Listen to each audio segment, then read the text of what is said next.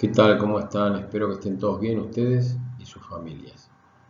Son tiempos para preguntarlo y son tiempos donde uno espera que la respuesta sea positiva y que estemos todos bien. Muy bien, mi nombre es Gabriel Montero, soy médico pediatra, especialista en salud pública por la Universidad de Buenos Aires. Soy docente aquí en la cátedra y en el departamento, tanto en el pregrado en Salud Pública 2 como en el posgrado en la maestría de Salud Pública. El tema que vamos a desarrollar es sistemas de salud, los tipos, los modelos fundamentales, que son dos básicamente de sistemas de salud, sus fortalezas, sus debilidades. Vamos a tratar de que ustedes vean en definitiva una primera parte que tiene que ver no solo con los sistemas de salud, sino en general con la teoría general de sistemas y sobre todo las ciencias de los sistemas complejos. Esta primera parte, este primer objetivo, que es conocer la teoría de sistemas complejos para contextualizar el sistema de salud, no es curricular prácticamente. Tienen que tener en cuenta que no van a tener seguramente muchas preguntas vinculadas a esto, pero me da la sensación que como prácticamente colegas que somos, tenemos que contextualizar cuando hablamos de sistemas de salud y voy a tratar de fundamentarles por qué, la importancia de hablar de la teoría de los sistemas complejos. Por otro lado, tenemos que identificar y diferenciar las principales características, digamos, las fortalezas, las debilidades de los distintos modelos de sistemas de salud. Y por último, capacitarse mínimamente en un análisis comparado, como para que ustedes puedan saber cuándo se trata de un modelo, cuándo se trata de otro modelo. Hay una bibliografía para lo cual yo voy ahora a apagar por algún tiempo el video para que ustedes puedan leer toda la bibliografía que les he seleccionado.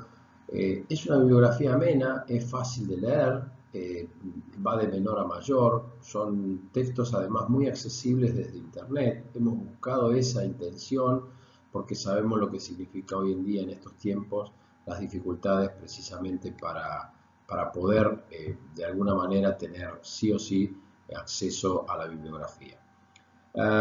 Me gustaría entonces que repasen lo que es la bibliografía, que repasen lo que significan la caracterización de modelos, de sistemas de salud, cómo se organizan, cómo se financian y en definitiva cuáles son las tendencias, los escenarios y por último, algo que también es no curricular, es un importante trabajo, bastante sencillo también de leer, sobre lo que son la teoría y las organizaciones desde la perspectiva de los sistemas complejos. Vamos al asunto.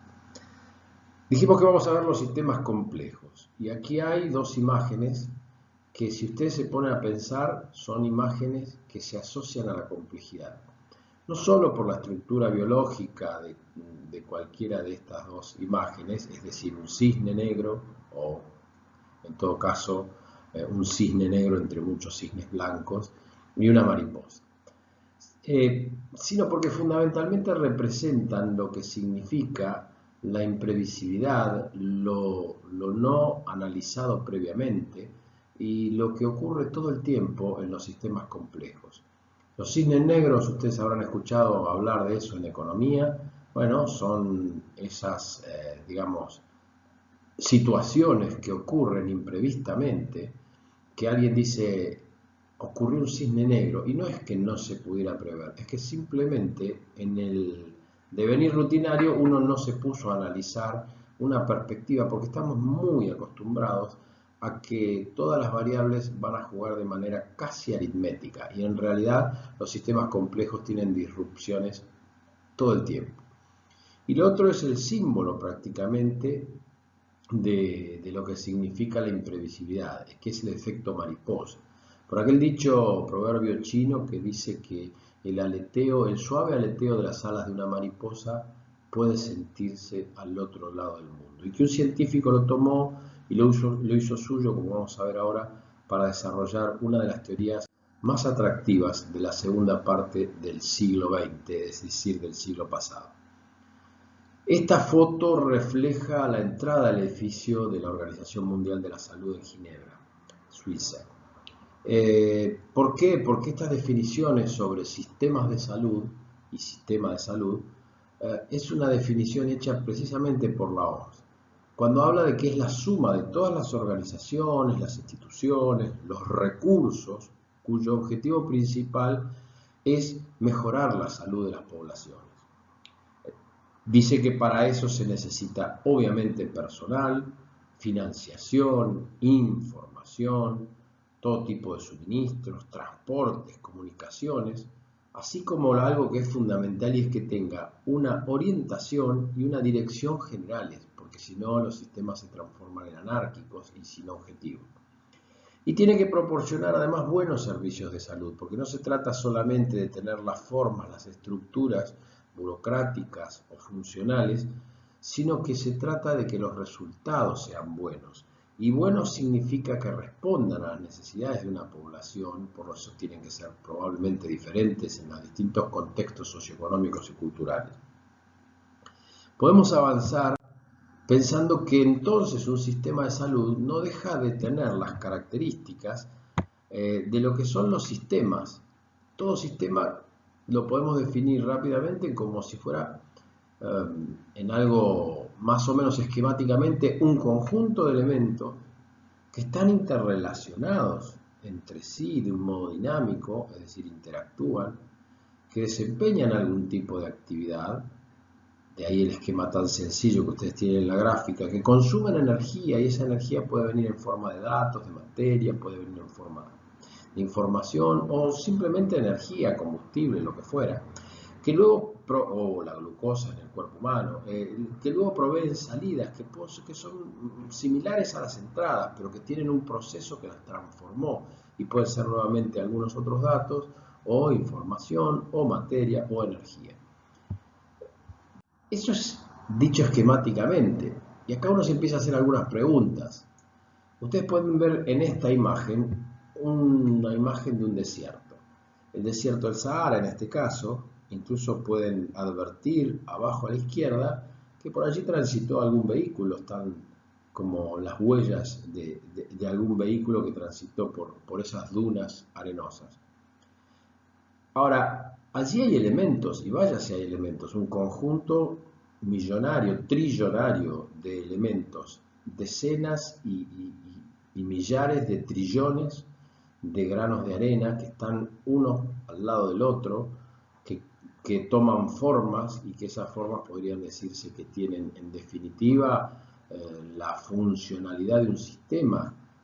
¿Eso es un sistema? Me gustaría que me acompañen en la reflexión. Ustedes ven que distintos elementos, los granos de arena, interrelacionados entre sí, porque uno al lado del otro, si hay calor, si hay frío, se transmite por contigüidad, por disipación, etc.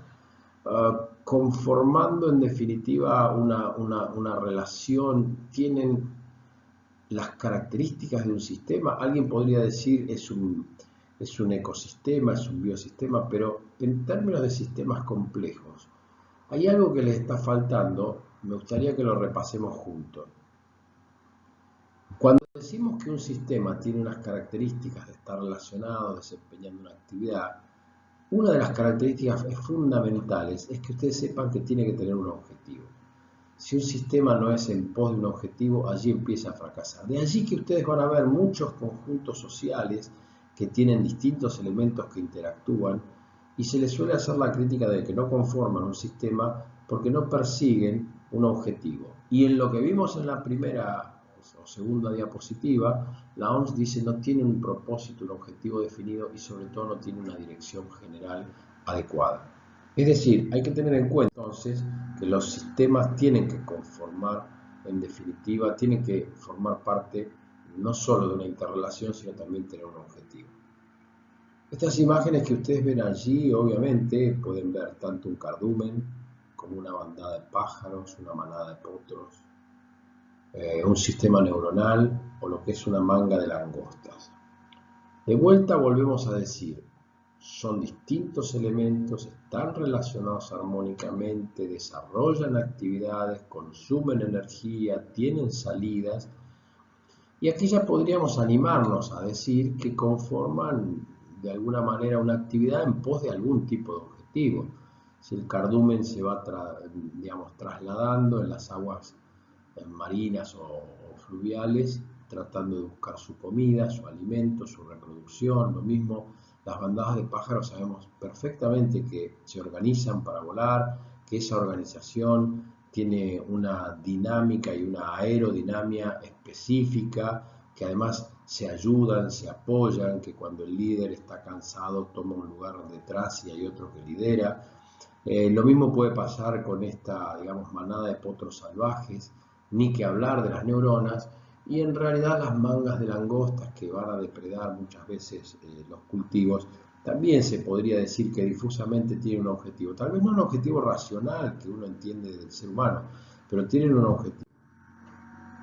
Sin embargo, en la segunda mitad del siglo XX, la disrupción de lo que venían siendo consideradas organizaciones y sistemas sociales se hace a través de nuevos enfoques y de alguna manera vienen desde la física, desde la química y desde la biología a un conjunto de investigadores y científicos que desarrollaron estas teorías que se fueron configurando en lo que se llama hoy digamos, ciencias de la complejidad. Si pensamos en quién arrancó, podríamos situar a von Bertalanffy en la teoría de los sistemas abiertos. La teoría de los sistemas abiertos habla por primera vez de estas interacciones dinámicas que estábamos mencionando, es decir, que los sistemas se componen de elementos, de subconjuntos que se relacionan y esas relaciones generan una interacción. Esa interacción a su vez se retroalimenta, esa retroalimentación da una transformación.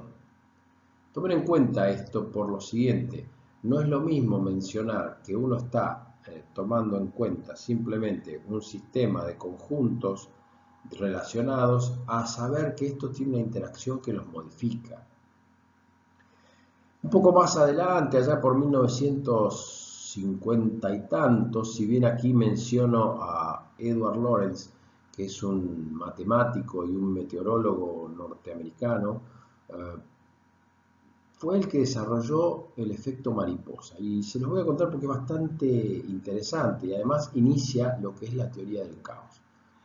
Este nombre que por ahí para quienes intentamos tener un orden en nuestras vidas intimida un poco, van a ver que le da una explicación a un montón de fenómenos que ocurren en los sistemas complejos. Edward Lorenz era un meteorólogo y la comunicación más fuerte la hizo en 1963, pero estaba desarrollando estudios unos 5 o 6 años antes, tratando de incorporar variables a su computador, que en ese entonces tendría seguramente el tamaño de una heladera, de un lavarropas, y le estaba agregando muchas variables para tratar de predecir, a ver si podía anticiparse a ese fenómeno, o mejor dicho, a esa ciencia tan esquiva que es la meteorología, para tener una cierta certeza en pronósticos de más de una semana, un mes. Entonces incorporaba variables, la humedad, la temperatura, el clima, los vientos, las posibilidades de precipitaciones, etc. Y en esa computadora ponía un montón de datos, piensen que un matemático era además. En un momento dado decide tomar una pausa y su computadora, en realidad, a nivel de la impresión, solamente tenía milésimas. Si bien él trabajaba con 6 decimales, es decir, con millonésimas, al momento de retomar su trabajo, está descrito que había ido a tomar un café y luego cuando retoma el trabajo decide, ya que estaba hablando de milésimas y los datos eran exactamente los mismos, decide reiniciarlos con los números de la impresión. La impresión, insisto, muchas veces les pasa que las impresoras tienen un campo más chico, que le reproducía solamente 3 de los 6 decimales. Piensen que estamos hablando de milésimas y de operaciones que ya se habían realizado. Entonces Lorenz graba los 3 decimales, hace el input y en definitiva le da el enter y se da cuenta que el resultado empieza a variar, hasta variar dramáticamente. Es decir, en los primeros estadios de los cálculos le reproduce algo parecido a lo que venía dándose en sus estudios anteriores, de unas horas antes simplemente, pero luego empiezan a variar totalmente. Entonces, piensa que su computadora se había dañado, por lo tanto él trata de, antes de precisar lo que significaba el llamado a un técnico que se la repare, quería precisar cuál era el fallo. Y Lorenz vuelve a grabar, vuelve a poner los datos y una y otra vez le reproduce cada vez un resultado absolutamente diferente. Y allí entonces empieza a dar cuenta que algo había pasado. Y lo que había pasado era que la milésima no era lo mismo que la millonésima. Y que esa pequeña variación, que va desde 3 decimales a 6 decimales después de la coma, le había dado una impresionante variación en el tiempo. Y allí se da cuenta que esa teoría era la teoría del caos. Un caos que desequilibraba las variables conocidas para ponerlo en una dimensión que no se podía prever.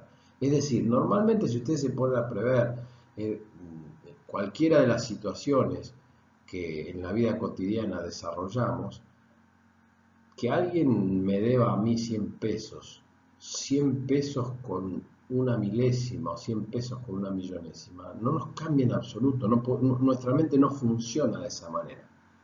Sin embargo, los sistemas complejos tienen esas micro variaciones que luego determinan una tremenda variación, como lo vamos a ver un poquito más adelante. Bueno, Holland avanzó después en 1995 y no fue el director técnico de Independiente, por supuesto, pero avanzó con lo que significó la teoría de los sistemas autoorganizados. Veía que había una autoorganización, es decir, un orden que se iba logrando, aunque no fuera manejado desde una dirección general. Luego la teoría del caos y la geometría fractal desarrollada por Eve en el 97. La geometría fractal, quiero que sepan, un fractal es como una forma cuasi geométrica que tiene las características que las pequeñas partes reproducen la misma composición que el todo.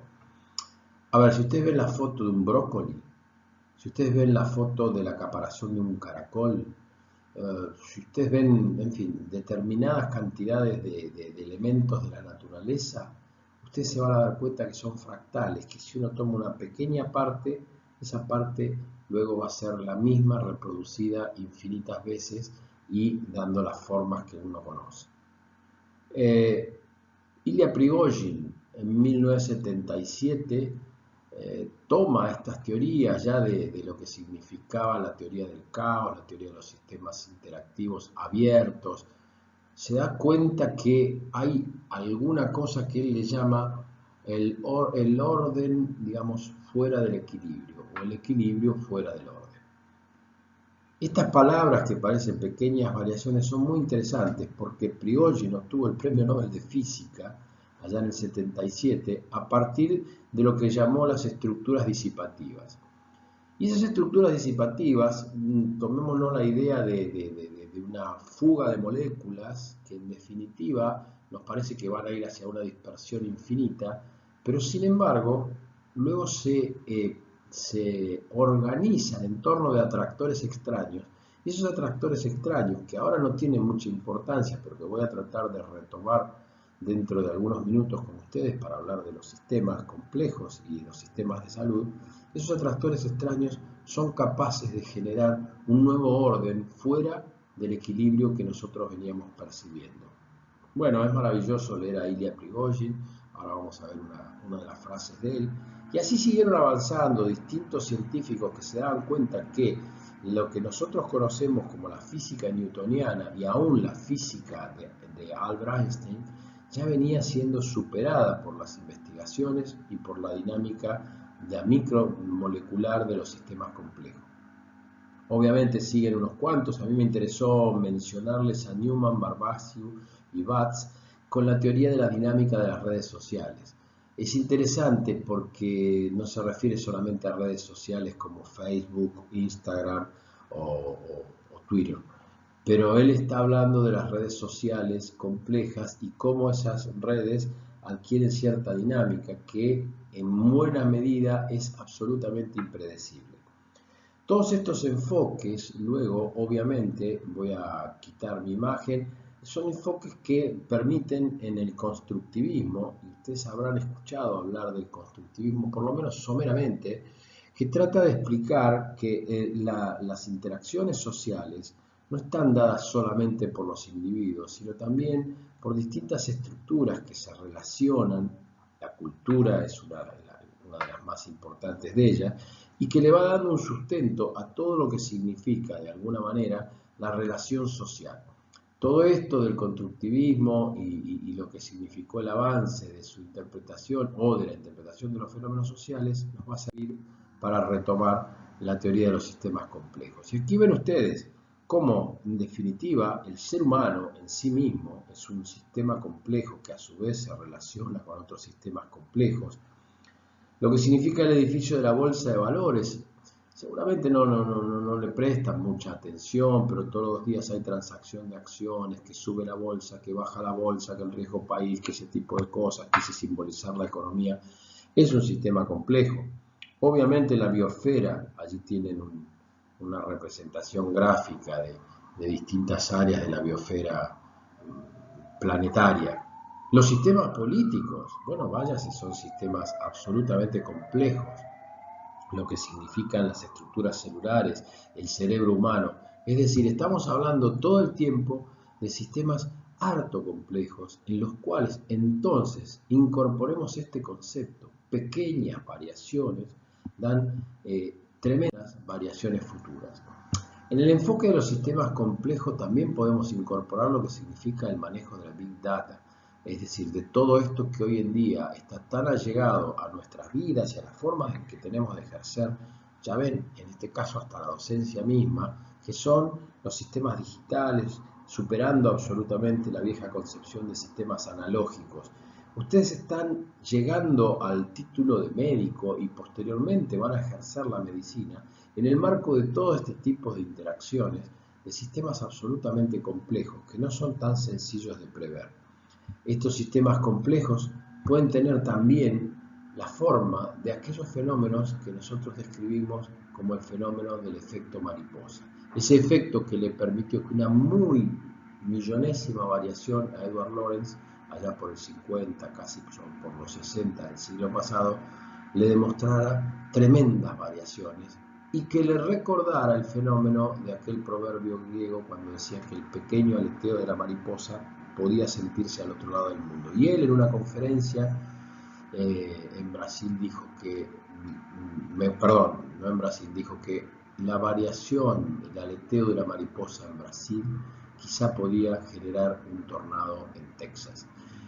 Lo hizo como pregunta, no lo hizo como afirmación en 1963, pero en definitiva estaba sentando las bases de esta imprevisibilidad que tiene como característica la teoría del caos, que no es ni más ni menos que reconocer desde la ciencia que no somos capaces de prever todos los fenómenos, pero que el propio Prigozhin, así como ocurre con la desestructuración de sistemas neuronales en muchas de las patologías que nosotros conocemos, degenerativas o funcionales, el propio Prigozhin dice que es absolutamente, prácticamente imposible la probabilidad estadística que las estructuras orgánicas y las reacciones armónicas que tipifican a los organismos vivos sean obtenidas por azar. Y allí es cuando la ciencia llega a un punto casi escolástico de llegar al límite donde los científicos más racionales empiezan a encontrar que hay una fuerza diferente, y muchos de ellos, cuando uno los lee, que son absolutamente, cada vez que puedan leer la entrevista a un físico conocido, van a ver que es prácticamente como leer a un literato, a un poeta. Es totalmente armónico porque usan mucho la lógica en todas sus explicaciones. Y él dice, bueno, esto no puede ser por azar, como que debería haber alguna clase de fuerza supracientífica que esté gobernando los fenómenos. Entonces, vamos a decir esto, los sistemas complejos, desde el punto de vista de lo que es su enfoque, están compuestos por entradas, que ya dijimos cuáles son, materia, información, estructura de recursos, un sistema formado por componentes que a su vez generan subsistemas. Pensemos en la sociedad, todo el tiempo estamos viendo esto, ¿no es cierto? Recién mencionamos la economía, los partidos políticos, la bolsa de comercio, etc. Y luego una salida, y en esa salida este sistema se mueve en un ambiente, es decir, los sistemas abiertos, como vimos en una teoría, todo influencia a todo. Entonces, Tal vez en este momento algunos de ustedes se estén preguntando, ¿para qué estamos haciendo este contexto? Bueno, muy sencillo, porque de lo contrario nosotros podríamos pensar que un sistema de salud es simplemente la descripción de unos componentes.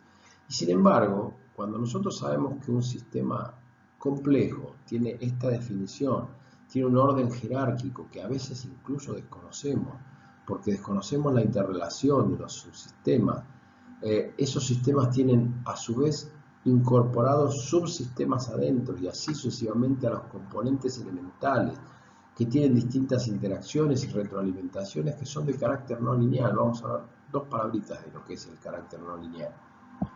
Estamos pensando que vamos a hablar de sistemas de salud.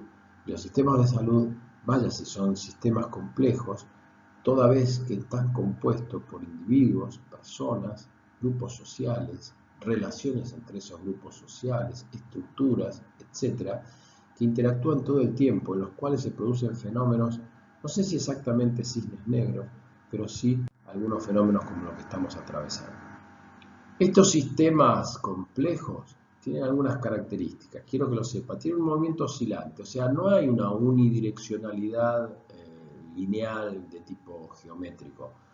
No se ajustan las órbitas, es más, las órbitas, nosotros sabemos perfectamente que las órbitas de los planetas no son órbitas fijas, ni siquiera tienen formas circulares, son elípticas, pero todos nosotros sabemos que hay pequeñas micro variaciones de esas formas elípticas, que por lo tanto serían no órbitas periódicas, sino cuasi periódicas, por eso cada tanto hay que ajustar los relojes un segundo, no retengo ahora exactamente cuántos años.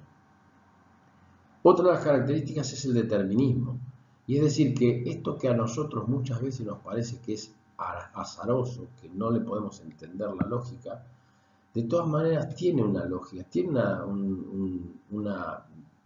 un comportamiento que no es lineal, pero que no es absolutamente azaroso. Por eso se dice que es determinista, pero que no es determinado. Tiene sensibilidad, mucha sensibilidad a las condiciones, sobre todo a las trayectorias que vimos como el efecto mariposa de Lorentz comienza cerca y termina en grandísimas variaciones. Retomando este ciclo de la glucosa-alanina, y ustedes lo saben, los sistemas homeostáticos del organismo, vaya si tienen una particularidad que es que pequeñas variaciones se están autoajustando todo el tiempo, sin que intervenga obviamente el fenómeno consciente, pero a su vez todos conocemos patologías vinculadas también al manejo que nosotros no podemos prever de esas pequeñas variaciones. Entonces lo que quiero mencionar es lo siguiente. Para incorporar lo que significa el análisis de los sistemas complejos, hay unas nociones que hay que incorporar. Primero la totalidad, luego la jerarquía, la autoorganización y la emergencia. ¿Qué es la totalidad? La totalidad significa que el todo, la totalidad, es más que la suma de las partes. Es decir, la suma de las partes, y tal vez les pueda dar un ejemplo muy vulgar de estos días que todo el mundo está en cuarentena y que en definitiva ustedes se van a dar cuenta que hay mucha más gente que cocina ahora que lo que uno podía tener noción. Generalmente uno conocía a algún compañero, amigo que era loco por la cocina, ahora son todos locos por la cocina. Bueno, mezclando elementos, ustedes saben que mezclando elementos, harina, huevos, azúcar, levadura, etcétera, se obtiene un todo diferente a cada una de las partes. Bueno, en los sistemas sociales pasa lo mismo. Los todos, conformados por las interacciones sociales de los grupos y las dinámicas sociales, son bien diferentes a las partes. Hay una jerarquía, y esas jerarquías no son predecibles en lo formal. Son jerarquías que se autoorganizan y se autoestructuran, y algunas órdenes son más importantes que otras en los sistemas biológicos, y vaya si le ocurre en los sistemas sociales. Muchas veces cuando uno está describiendo los fenómenos institucionales sabe que una cuestión es el poder institucional y otra cosa es el poder formal y otra cosa es la dinámica del poder y la lucha por él. ¿Y yo por qué menciono poder? Porque estoy hablando de sistemas sociales. En los sistemas sociales esas relaciones de poder se dan todo el tiempo, tanto en las pequeñas cosas cotidianas como en las macroestructuras de organizaciones sociales. Hay una autoorganización, se encuentra un equilibrio. El equilibrio, bueno, el equilibrio absoluto no es compatible con la vida. Ustedes saben que los sistemas vivos, el ser humano, la célula, etcétera, tienden a la entropía. La entropía es el consumo progresivo de la energía, que se supone que nos lleva a la muerte, pero en realidad no nos deja de ver, al menos desde la teoría de los sistemas complejos, que se obtiene un equilibrio en otra, digamos, en otra dimensión que nosotros no estamos manejando. Entonces, ese equilibrio que se busca y que muchas veces uno puede contemplar previamente o pronosticar, sin embargo, no deja de ser un componente de la interacción dinámica de los elementos de un conjunto social. Y por último, la emergencia, que es que la resultante, como decíamos, es bien diferente a la dinámica de las partes. Hemos llegado aquí a 30 minutos en los cuales he tratado de describirle fuertemente, o por lo menos someramente, quiero decir, introducirlo fuertemente a ustedes a tener una descripción somera, a la complejidad de la ciencia de los sistemas complejos. Y déjenme decirles dos o tres cosas más. La primera de ellas, nosotros tenemos pensar que las relaciones causa-efecto, es decir, si hay una causa, hay un efecto, si hay un germen, una noxa, hay una inflamación, una enfermedad.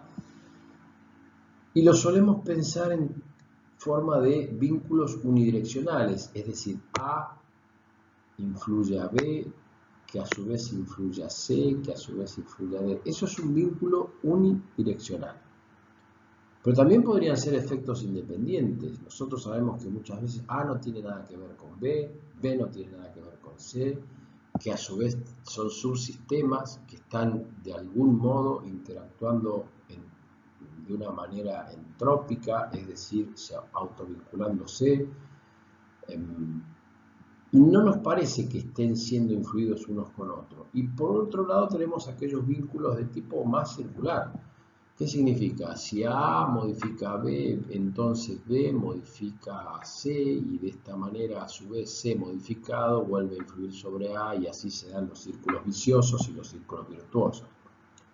En la teoría del caos, lo que se conoce como las retroalimentaciones son eventos independientes, por lo menos no predecibles por nuestra observación, que a su vez tienen retroalimentación. Es decir, sería el inciso B de eventos independientes con una retroalimentación positiva. Vamos a la próxima y vemos cómo concebimos nosotros ahora los efectos cuantitativos. Los anteriores eran los cualitativos. Traten de entender la gráfica, que no es muy lograda, pero que intento explicarles. Primero, que haya causas y efectos proporcionales.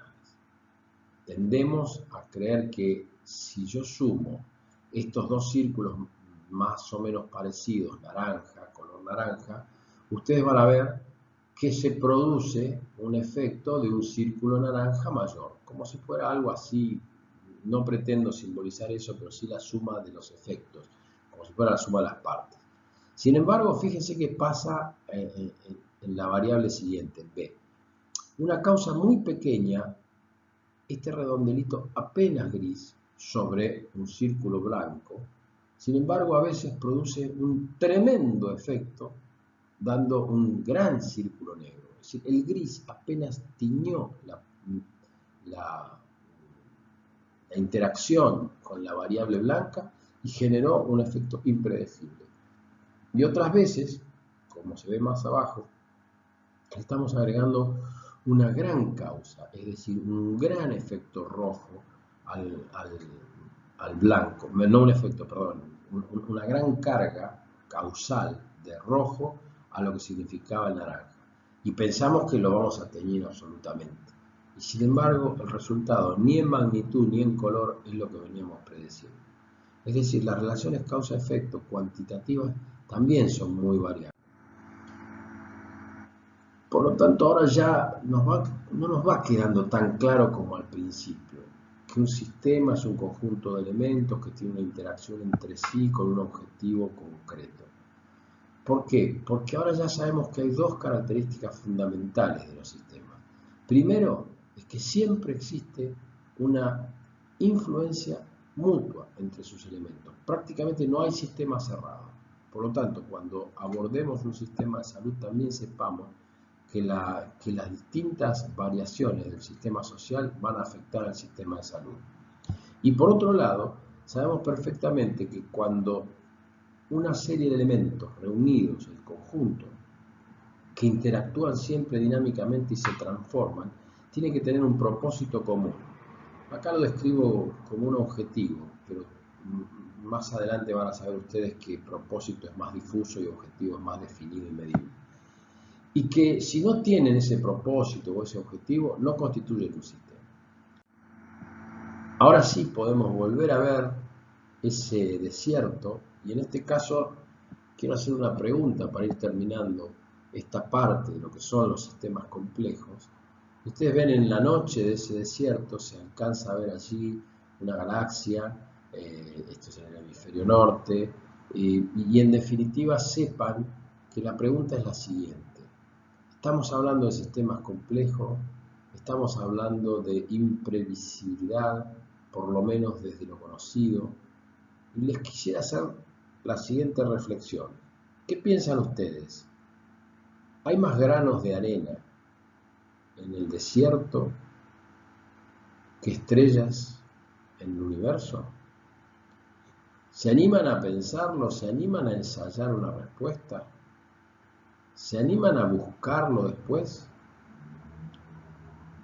Les confieso que yo hubiera pensado de entrada que hay muchísimos más granos de arena que estrellas en el universo. Pero luego, si ustedes buscan la respuesta, se van a sorprender.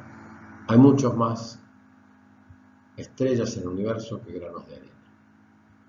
Otra cosa que les quiero decir es una diferencia sustancial, fundamental, que también la tienen que entender, entre lo que es un sistema complicado. Esta es la cabina de un avión. Ustedes ven que tiene una característica que a priori nos parece intimidante, sobre todo para los que no hayan hecho un curso de pilotos y mucho menos de pilotos aerocomerciales. ¿Y por qué es complicado? Porque tiene una gran cantidad de elementos, una gran cantidad de variables. Ahora, se llaman complicados porque si uno maneja todos y cada uno de esos elementos, cosa que hace un piloto de avión en todos los vuelos, en definitiva el resultado va a ser el previsto. Esto es complicado, manejar muchos elementos, muchas variables, pero que uno espera que todas le den un resultado previsible. ¿Tá? Y es diferente a un sistema complejo. Esto sería un esquema de lo que serían los vuelos aerocomerciales antes de la pandemia, y esto ya no se trata de un sistema complicado, porque uno no puede manejar absolutamente todas las variables. El clima, lo que puede significar algunos fenómenos comerciales, un paro en algún aeropuerto, etcétera, hace que uno, el sistema complejo, no lo pueda predecir. No se trata de manejar las 200 o 400 perillas de la cabina de un avión.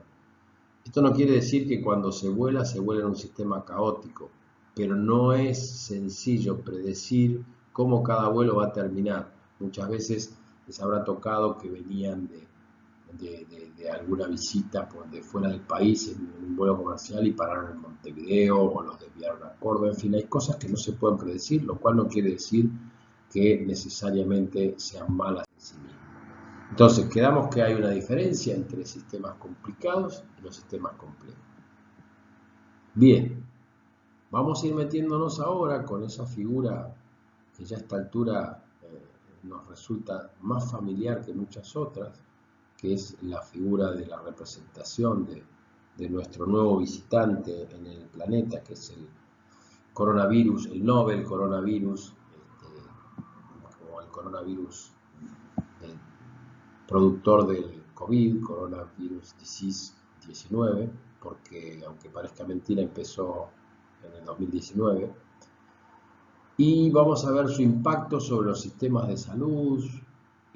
¿Y por qué? Porque trato de que cuando lleguen al análisis de los distintos modelos de sistemas de salud, tengan en cuenta que a su vez ellos actúan o interactúan con fenómenos impredecibles, aquellos fenómenos que describíamos al principio del efecto mariposa o del cisne negro. Bueno, vaya si aparece en este caso cisnes negros, situaciones no previstas. Si bien a través de lo que uno podría en estos días ver los videos de Bill Gates en una charla de hace algunos años atrás, o del propio expresidente de los Estados Unidos, Barack Obama, cuando también plantea que podría ocurrir en el futuro algún virus de tipo corona, sobre todo porque son los virus de la gripe, que no fuera predecible y que provocara una tensión sobre los sistemas de salud. Bueno, vamos a ver qué está pasando en el mundo. Al 20 de abril, y cuando ustedes repasen esta clase, probablemente estas situaciones van cambiando día tras día. Aquí ven ustedes lo que fue la curva de casos. Estábamos en 2.375.000 casos.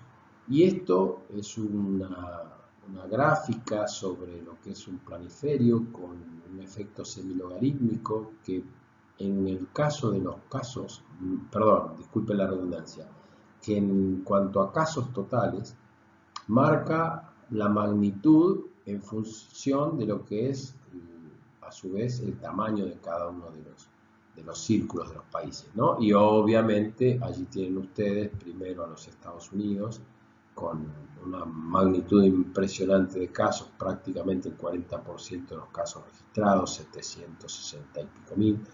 Y luego España, Italia, Alemania, Gran Bretaña, Francia, etc. Esto cuando uno cuenta casos totales.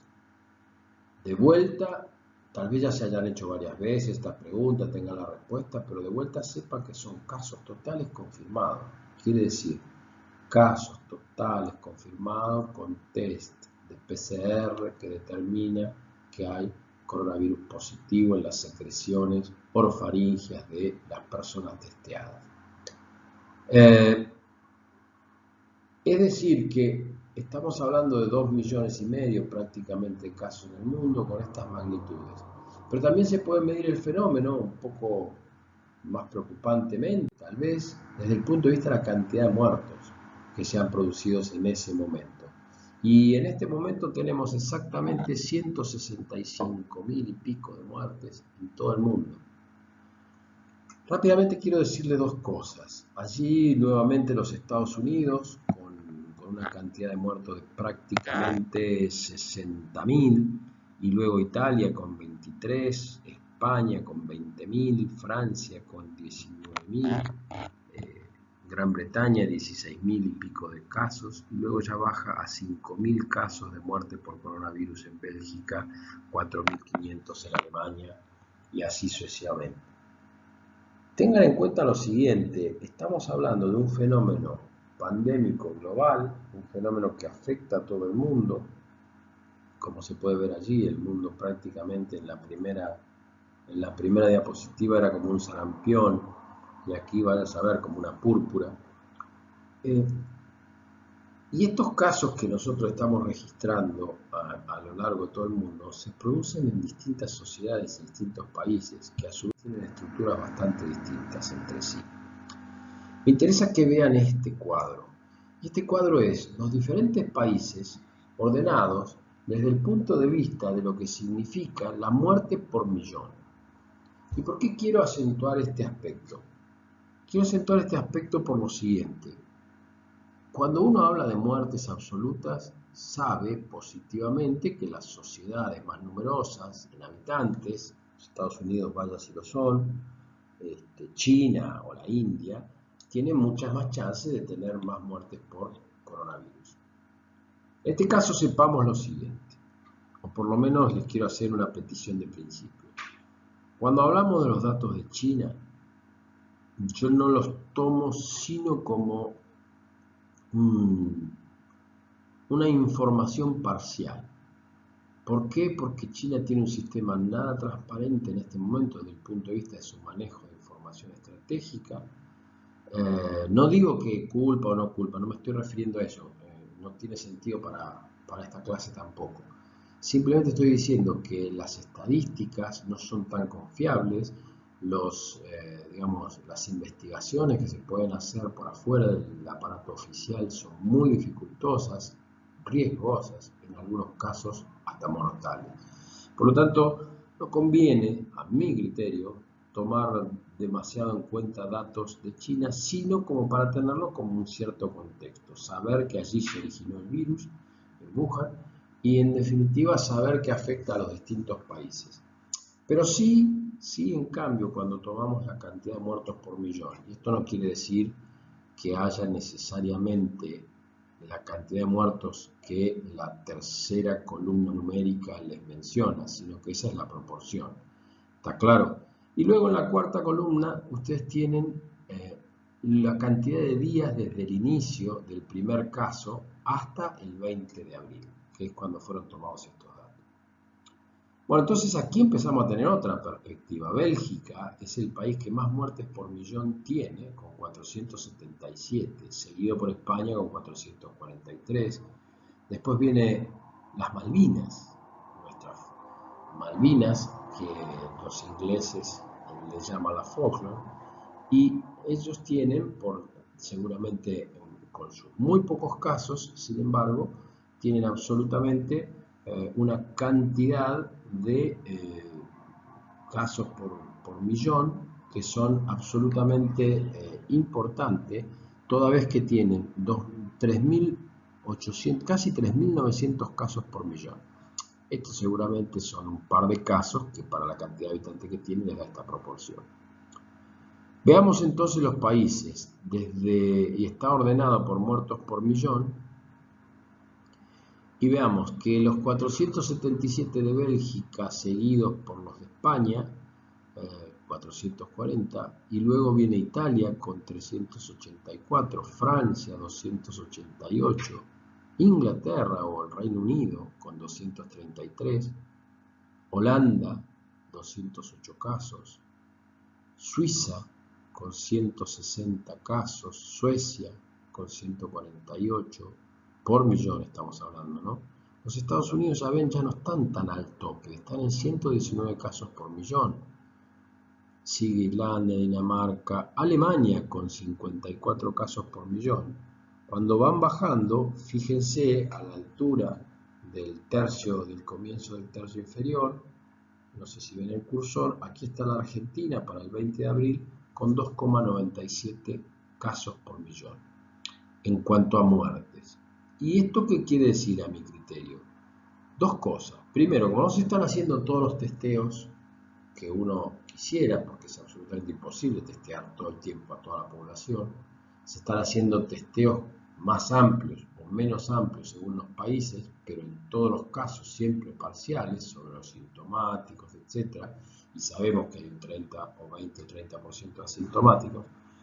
Estamos diciendo que en definitiva el ordenamiento no le va tan bien a Islandia, que es uno de los países nórdicos más importantes en cuanto a casos por millón, pero en el caso de Bélgica, quiero hacerles una aclaración para que no quede confuso. Ustedes ven en esta gráfica o en esta diapositiva a la izquierda la cantidad de casos por millón, ordenados de esa manera, casos positivos por millón.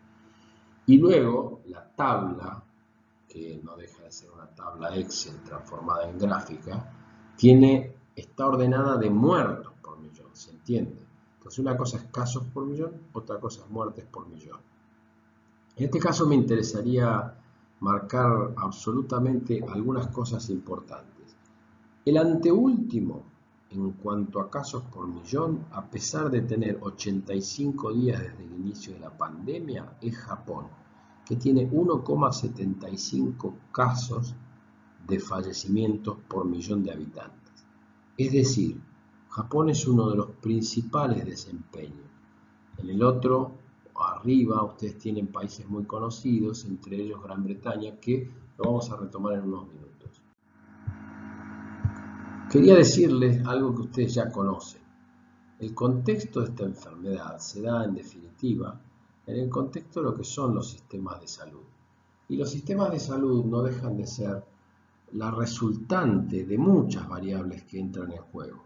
Esta gráfica la conocen, lo que son los determinantes sociales y socioeconómicos de las condiciones de salud, donde en definitiva, bueno, esto lo hizo Margaret Whitehead, que es una importante funcionaria de la OMS, Y lo importante que tiene esto es que los determinantes socioeconómicos y los estilos de vida, las redes sociales, las condiciones socioeconómicas determinan en definitiva las condiciones de salud de una población. Es importante saber esto porque no se trata fundamentalmente, como lo conocemos nosotros, de la estructura orgánica, de la estructura institucional o de la estructura asistencial de los sistemas de salud. Se trata mucho más bien de algunas condiciones del individuo, de algunas condiciones fundamentalmente de su estilo de vida, o lo que significa en otras condiciones, lo que son las condiciones de trabajo, el desempleo, el agua, el medio ambiente, la vivienda, los modos de producción agrícola y ganadero, lo que significa el nivel educativo, el ambiente laboral, todo eso hace a las condiciones en las cuales uno en definitiva tiene una resultante desde el punto de vista sanitario. No solamente la estructura asistencial de primero, segundo, tercero, cuarto nivel, sino todas estas condiciones y todas estas variables jugando. En estos días de aislamiento social y distanciamiento social obligatorio, uno sabe que no es lo mismo para determinadas condiciones de vivienda hacerlo que para otras. Es decir, en una casilla de alguna villa miseria, donde viven 6 personas con apenas una división entre lo que sería el área común y algún área de descanso, que normalmente están en la calle, no es fácil decir usted manténgase en su domicilio. Es más, no solo no es fácil, es imposible. Y en cambio, cuando uno tiene las posibilidades de hacer un aislamiento intradomiciliario, incluso podría perfectamente manejarse casos de positivos leves sin generar complicaciones para el resto de la familia, porque no están exentos de tener las posibilidades de acceder no solo de un aislamiento en un dormitorio, sino tal vez algún baño, pequeño baño en suite, o que le permita estar aislado en condiciones seguras, recibir la alimentación en bandejas y cubiertos especiales, etc. Entonces, todas estas condiciones hacen a los resultados de salud. Entonces, cuando hablamos nosotros de la pandemia, es bueno que la hablemos en términos concretos, en términos tal vez de sociedades complejas, de fenómenos, de sistemas complejos, cuyas reacciones es prácticamente imposible de predecir. Por eso se habla de cisne negro, por eso el coronavirus en sí mismo constituyó un cisne negro que detonó, paralizó, pulverizó la economía del mundo en este momento. Y además, no es por el virus en sí mismo. Este virus no se comporta como la gripe española de 1918, que tenía una tasa de letalidad altísima. Es un virus de una tasa de letalidad bajísima, pero los valores de la sociedad hoy son otros.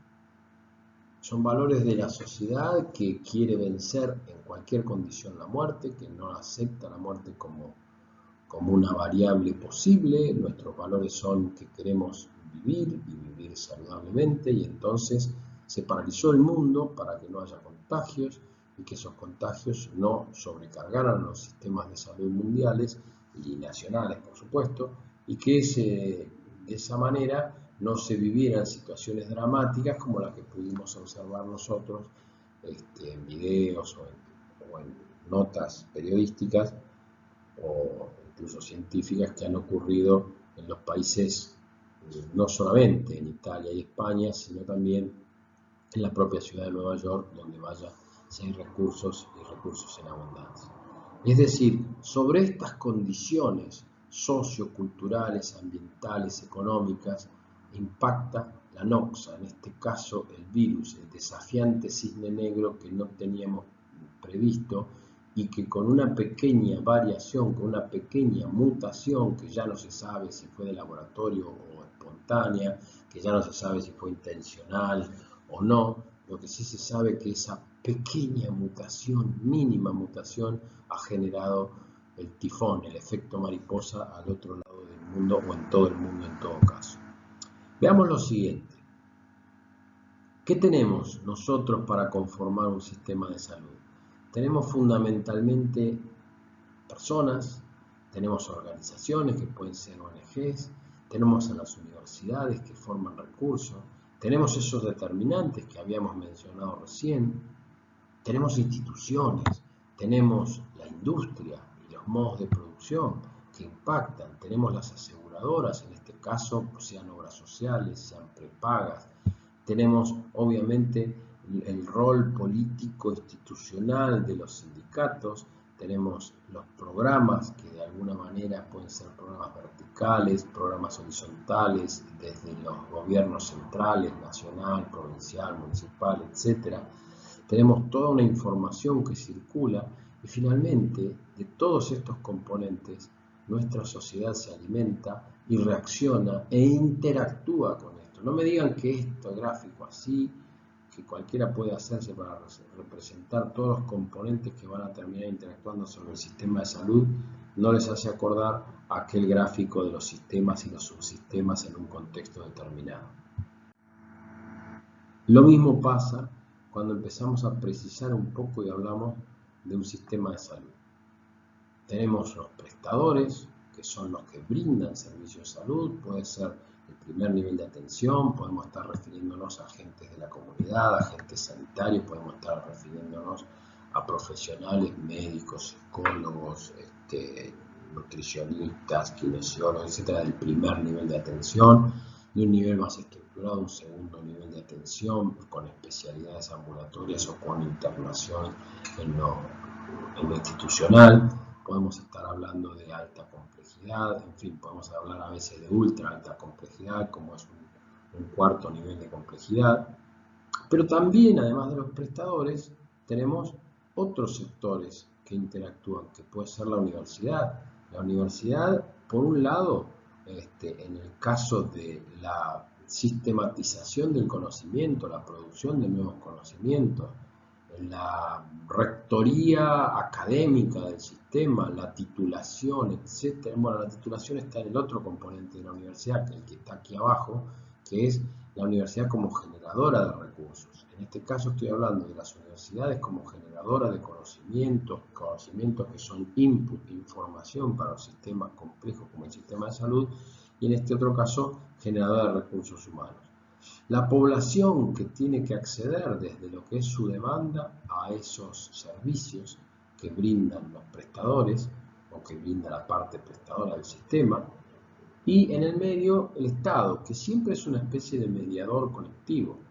El Estado mínimo, apenas sin intervención, o los estados muy potentes, poderosos, como pueden ser los estados de bienestar, que tratan de interactuar todo el tiempo para la salud de sus poblaciones. Este esquema pretende ni más ni menos decirles una vez más que cuando hablemos del sistema de salud no podemos hablar solamente de las estructuras que conforman la división salud de lo que son llamados las organizaciones estatales, sino que tenemos que hablar de todo este conjunto de interacciones de sistemas abiertos que interrelacionan. Y finalmente llegamos a los modelos. Y en esto de los modelos, sepan que hay dos grandes modelos de sistemas de salud. Allí ven claramente un militar alemán, en este caso prusiano, porque todavía no existía la Alemania Unida, precisamente Otto Bismarck o Otto von Bismarck fue el que la unió o generó lo que fue el Segundo Reich. Y Reich no lo asociemos a Hitler, por favor, sino a lo que significa nación alemana. Y en el otro lado, con pinta de Lord inglés, Lord William Beveridge, que era un economista inglés, que fue el productor del famoso White Paper o informe de la Cámara de los Comunes en Inglaterra, que le dio formato a lo que es hoy uno de los modelos de seguridad social basado en el servicio de salud. Por un lado, entonces, Bismarck, que avanzó con lo que fue la seguridad social en salud, prácticamente fue el que la diseñó, la concibió en 1883, o sea, estamos hablando de finales del siglo XIX, no del siglo XX.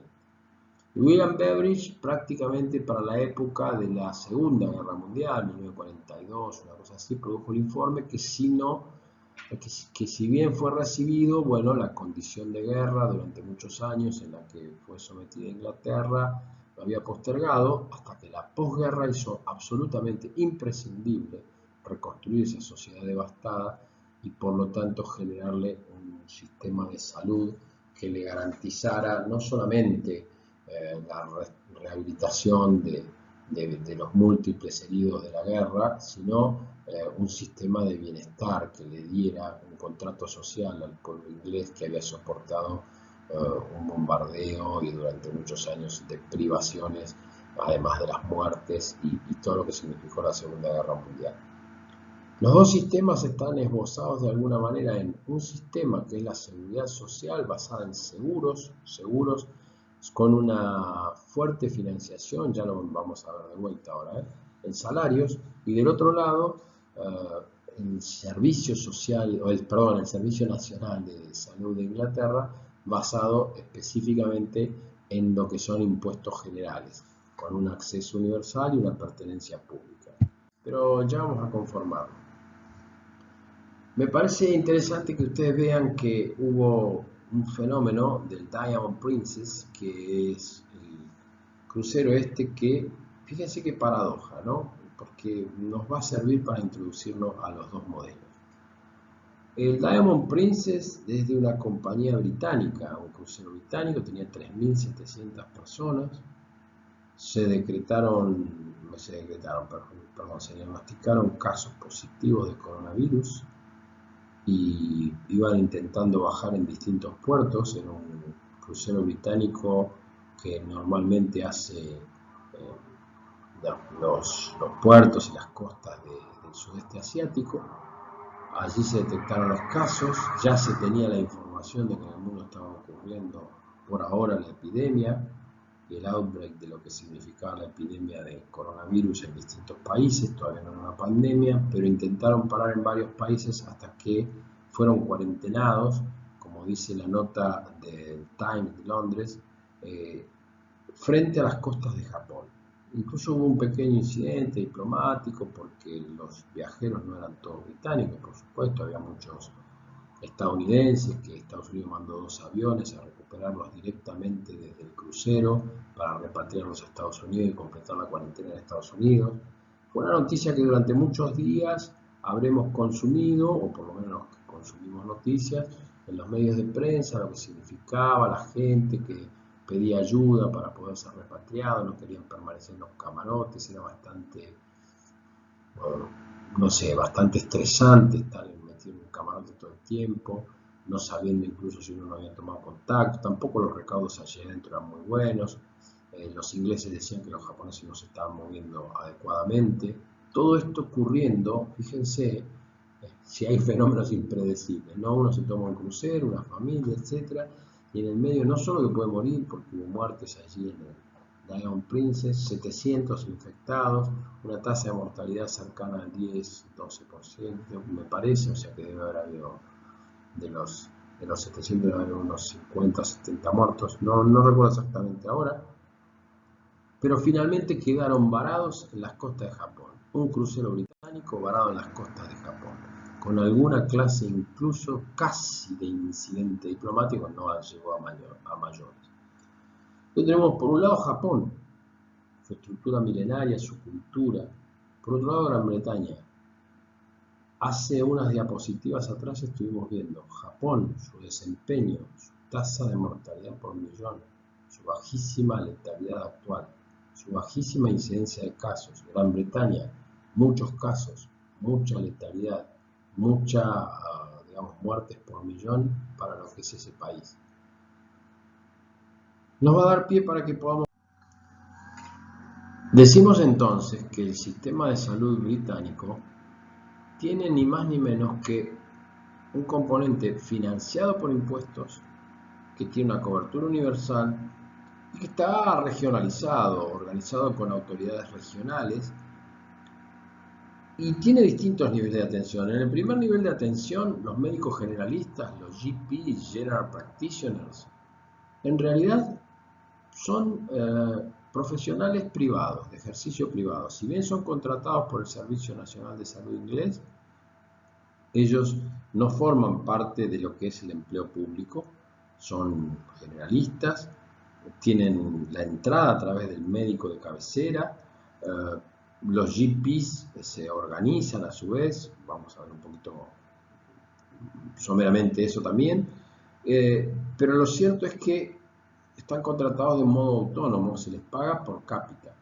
se les paga una cápita por la cantidad de población a cargo que tienen. Cápita significa un pago por cada uno de los individuos que uno tiene a cargo, independientemente de los consumos que se establezcan. Los especialistas, en cambio, y todo el personal de salud de los hospitales, eso sí, son empleados públicos directamente. Son como aquí en Argentina, como los médicos de los hospitales, o los médicos, psiquiatras, psicólogos, enfermeros, kinesiólogos, nutricionistas, bioquímicos, odontólogos, todos ellos que son obviamente en tanto y en cuanto agentes del Estado. Bueno, en Gran Bretaña el Servicio Nacional de Salud inglés tiene esa característica, que todos ellos son empleados públicos. No así, insisto, los médicos generalistas, o sea, los clínicos generalistas son autónomos. Y hay en Gran Bretaña, a pesar de que en su momento supo ser un servicio de clase mundial, de los mejores del mundo, el Servicio Nacional de Salud inglés, siempre existió una pequeña porción de lo que son servicios privados. Y están fundamentalmente destinados a cierto complemento de lo que el Servicio Nacional de Salud británico no considera prioritario, que puede ser el complemento de alguna parte odontológica. En Europa no se considera tan esencial todo el tipo de cobertura odontológica que, al menos en términos nominales, no siempre efectivos, pero sí por lo menos nominales, existe en Argentina. Y algunos servicios vinculados a la óptica, digamos, como resultado de las patologías oftalmológicas, anteojos, etc. Y también para la posibilidad de elegir profesionales, sobre todo, o por cuando uno quiere lograr que las demoras no sean tan inaceptables. Luego tenemos, como otra de las características fundamentales del NHS, o National Health Service de Inglaterra, fundamentalmente, ya dijimos, que esté financiado por rentas generales. Eso es un servicio financiado por impuestos. Como si yo dijera, hagamos la analogía en Argentina, el IVA, el impuesto a las ganancias, el impuesto al cheque, el impuesto a la... Bueno, financiando un servicio de salud, ¿no?, que dé el Estado. En 1997 hubo un primer ministro británico que ya desde la campaña electoral, que es Tony Blair, ¿no? No sé si alguna vez lo escucharon hablar, pero fue bastante importante, estuvo bastantes años como primer ministro, y él planteó que el Servicio Nacional de Salud inglés estaba dejando su condición de clase mundial porque se estaba quedando desfinanciado. Y planteó, subir de 6 puntos de su Producto Bruto Interno hasta 8 puntos, y de hecho lo llevó a 8,5 del PBI, y hoy en día Inglaterra tiene aproximadamente 10 puntos de su PBI destinado a lo que es la financiación de su sistema de salud, basado siempre en esa recaudación impositiva genérica con la estructura impositiva inglesa, que obviamente, quiero decirles, es más importante en términos de carga impositiva que la estructura impositiva de nuestro país, pero es más justa, mucho más justa. Recae más sobre los que más tienen. Aunque no les parezca, esto es muy importante para definir lo que es el financiamiento del Servicio Nacional de Salud inglés. Ahora, esa inversión, que prácticamente fue un 50%, piensen lo que significará en términos de millones de libras, haber inyectado recursos al Servicio Nacional de Salud inglés desde impuestos generales, se destinó fundamentalmente a 3 áreas. Por un lado, algo que fue muy importante, y fue la retribución a los GP o a los General Practitioners. La cuestión no fue simplemente le subo lo que significa el valor de la cápita, tenemos que hacer un nuevo pacto entre el primer nivel de atención y el Estado británico, nosotros tenemos que pagar mejor esta consulta, reconocieron, perdón, a nivel del NHS, pero ustedes tienen que controlar variables que no están controlando. Entonces empezaron a hacer una serie de indicadores que tenían que ver, como el índice de masa corporal, la medición de la tensión arterial, la pesquisa temprana de diabetes, hipercolesterolemia, hipertensión, etc. ¿Por qué? Porque claro, cuando la paga era muy inferior, no se lograba una consulta integral que tuviera el rasgo de promoción de hábitos saludables, prevención de enfermedades, sino que era simplemente una cuestión casi burocrática. Entonces, una primer línea de la inversión de nuevos recursos en el Servicio Nacional de Salud inglés fue, insisto, a retribución de los profesionales. La segunda línea fue a algunos edificios e inmuebles que estaban faltando, así como algún programa, por ejemplo, el programa de asistencia a las personas con riesgo de suicidios o las cardiovasculares también, algunos programas específicos destinados a eso. Y la tercera gran inversión que hicieron fue en sistemas de información. Sistemas de información para medir lo que querían saber, que era no solamente la prevalencia de enfermedades, sino el resultado, el outcome de los tratamientos en términos comparables al resto de los países de Europa. Entonces empezaron a medir cosas como mortalidad por infarto de miocardio a los 30 días, lo que significaba mortalidad intrahospitalaria, mortalidad extrahospitalaria, lo que significaba la tasa de supervivencia de los enfermos de cáncer, de las distintas patologías oncológicas, por debajo de los 75 años, y por debajo de los 75 años es para estandarizar las comparaciones con el resto de Europa, de la Unión Europea, y también para que la variable edad no estuviera distorsionando los resultados. Entonces ya no solamente medían cuántos cánceres tenían y demás, sino que tenían ya la supervivencia a 5 años de diagnóstico de cáncer de colon, de cáncer de mama, etcétera, para poder compararse contra otros sistemas y a ir ajustando lo que significaban los tratamientos y la calidad en general del desempeño del sistema. Este fue el nivel de inversión, que fue más de la mitad de lo que venía recibiendo el Servicio Nacional de Salud británico, porque llegó como hasta un 9 y algo por ciento desde 6 puntos de su Producto Bruto Interno. De un Producto Bruto Interno que además crecía, con lo cual la inyección de recursos fue formidable. Debo decir, ya que estamos hablando en tiempo presente, que a posteriori de eso, los gobiernos conservadores, los Tories, que ganaron varias gestiones en el Reino Unido, que de hecho actualmente son quienes Boris Johnson es el primer ministro después de Theresa May con su Brexit, etcétera. Bueno, vienen desfinanciando el sistema de salud británico y se están encontrando en el medio de este baile de la pandemia con un Servicio Nacional de Salud británico que, si bien tiene todas las características de un servicio universal financiado por impuestos, con pertenencia de los hospitales y los especialistas al Estado y una contratación por cápita del primer nivel, están encontrando que ese servicio es desfinanciado, que ya había tenido un problema, uno o varios problemas hace unos años. De hecho, la Cruz Roja Internacional hace 2 años atrás había decretado a varios hospitales de Inglaterra en estado de emergencia sanitaria, con ambulancias, con algún refuerzo frente a los hospitales. Claro, no en el marco de una pandemia, por supuesto. Bueno, esto es lo que está pasando en este momento en Gran Bretaña. A partir de un desfinanciamiento previo se encontraron de golpe con que la salud no era un gasto, sino que era de modo bastante importante, una inversión social, no solo para tiempos de crisis, sino fundamentalmente para lo que supo ser en su momento un servicio, insisto, de orgullo internacional para Inglaterra y para todos aquellos que concebimos de alguna manera a los servicios públicos de salud bien gestionados por el Estado como una respuesta de las mejores, no necesariamente, como vamos a ver ahora, tiene que ser de una o de otra manera. Entonces estamos describiendo el modelo sanitario o el modelo del sistema de salud Beveridge o el modelo del sistema de salud británico, o lo que son los servicios nacionales de salud.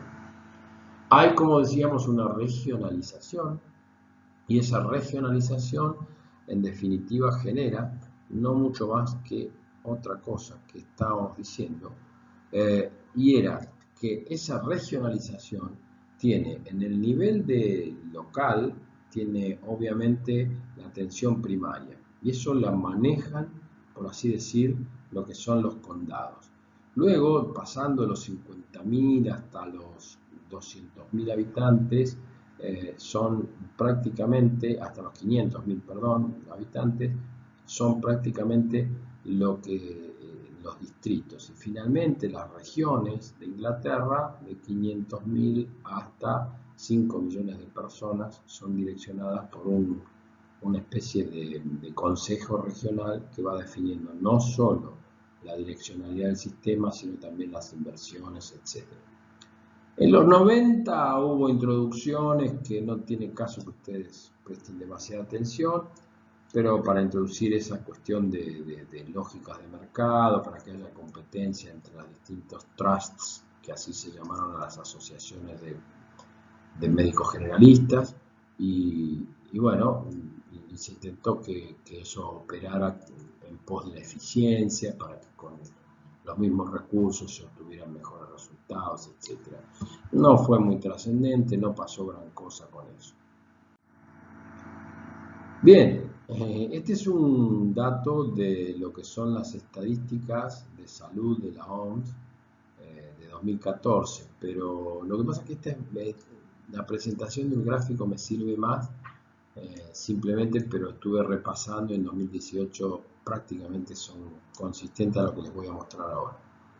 En el 2014, el otro componente de esta novela del Diamond Princess, que es Japón, figuraba no primero entre la expectativa de vida de los varones, pero sí fundamentalmente primero entre lo que es la expectativa de vida de las mujeres, con lo cual, desde el punto de vista del conjunto, como lo vemos acá con la foto de esta ancianita que cumplía 103 años ese día, Japón es el país que mayor expectativa de vida tiene en el mundo.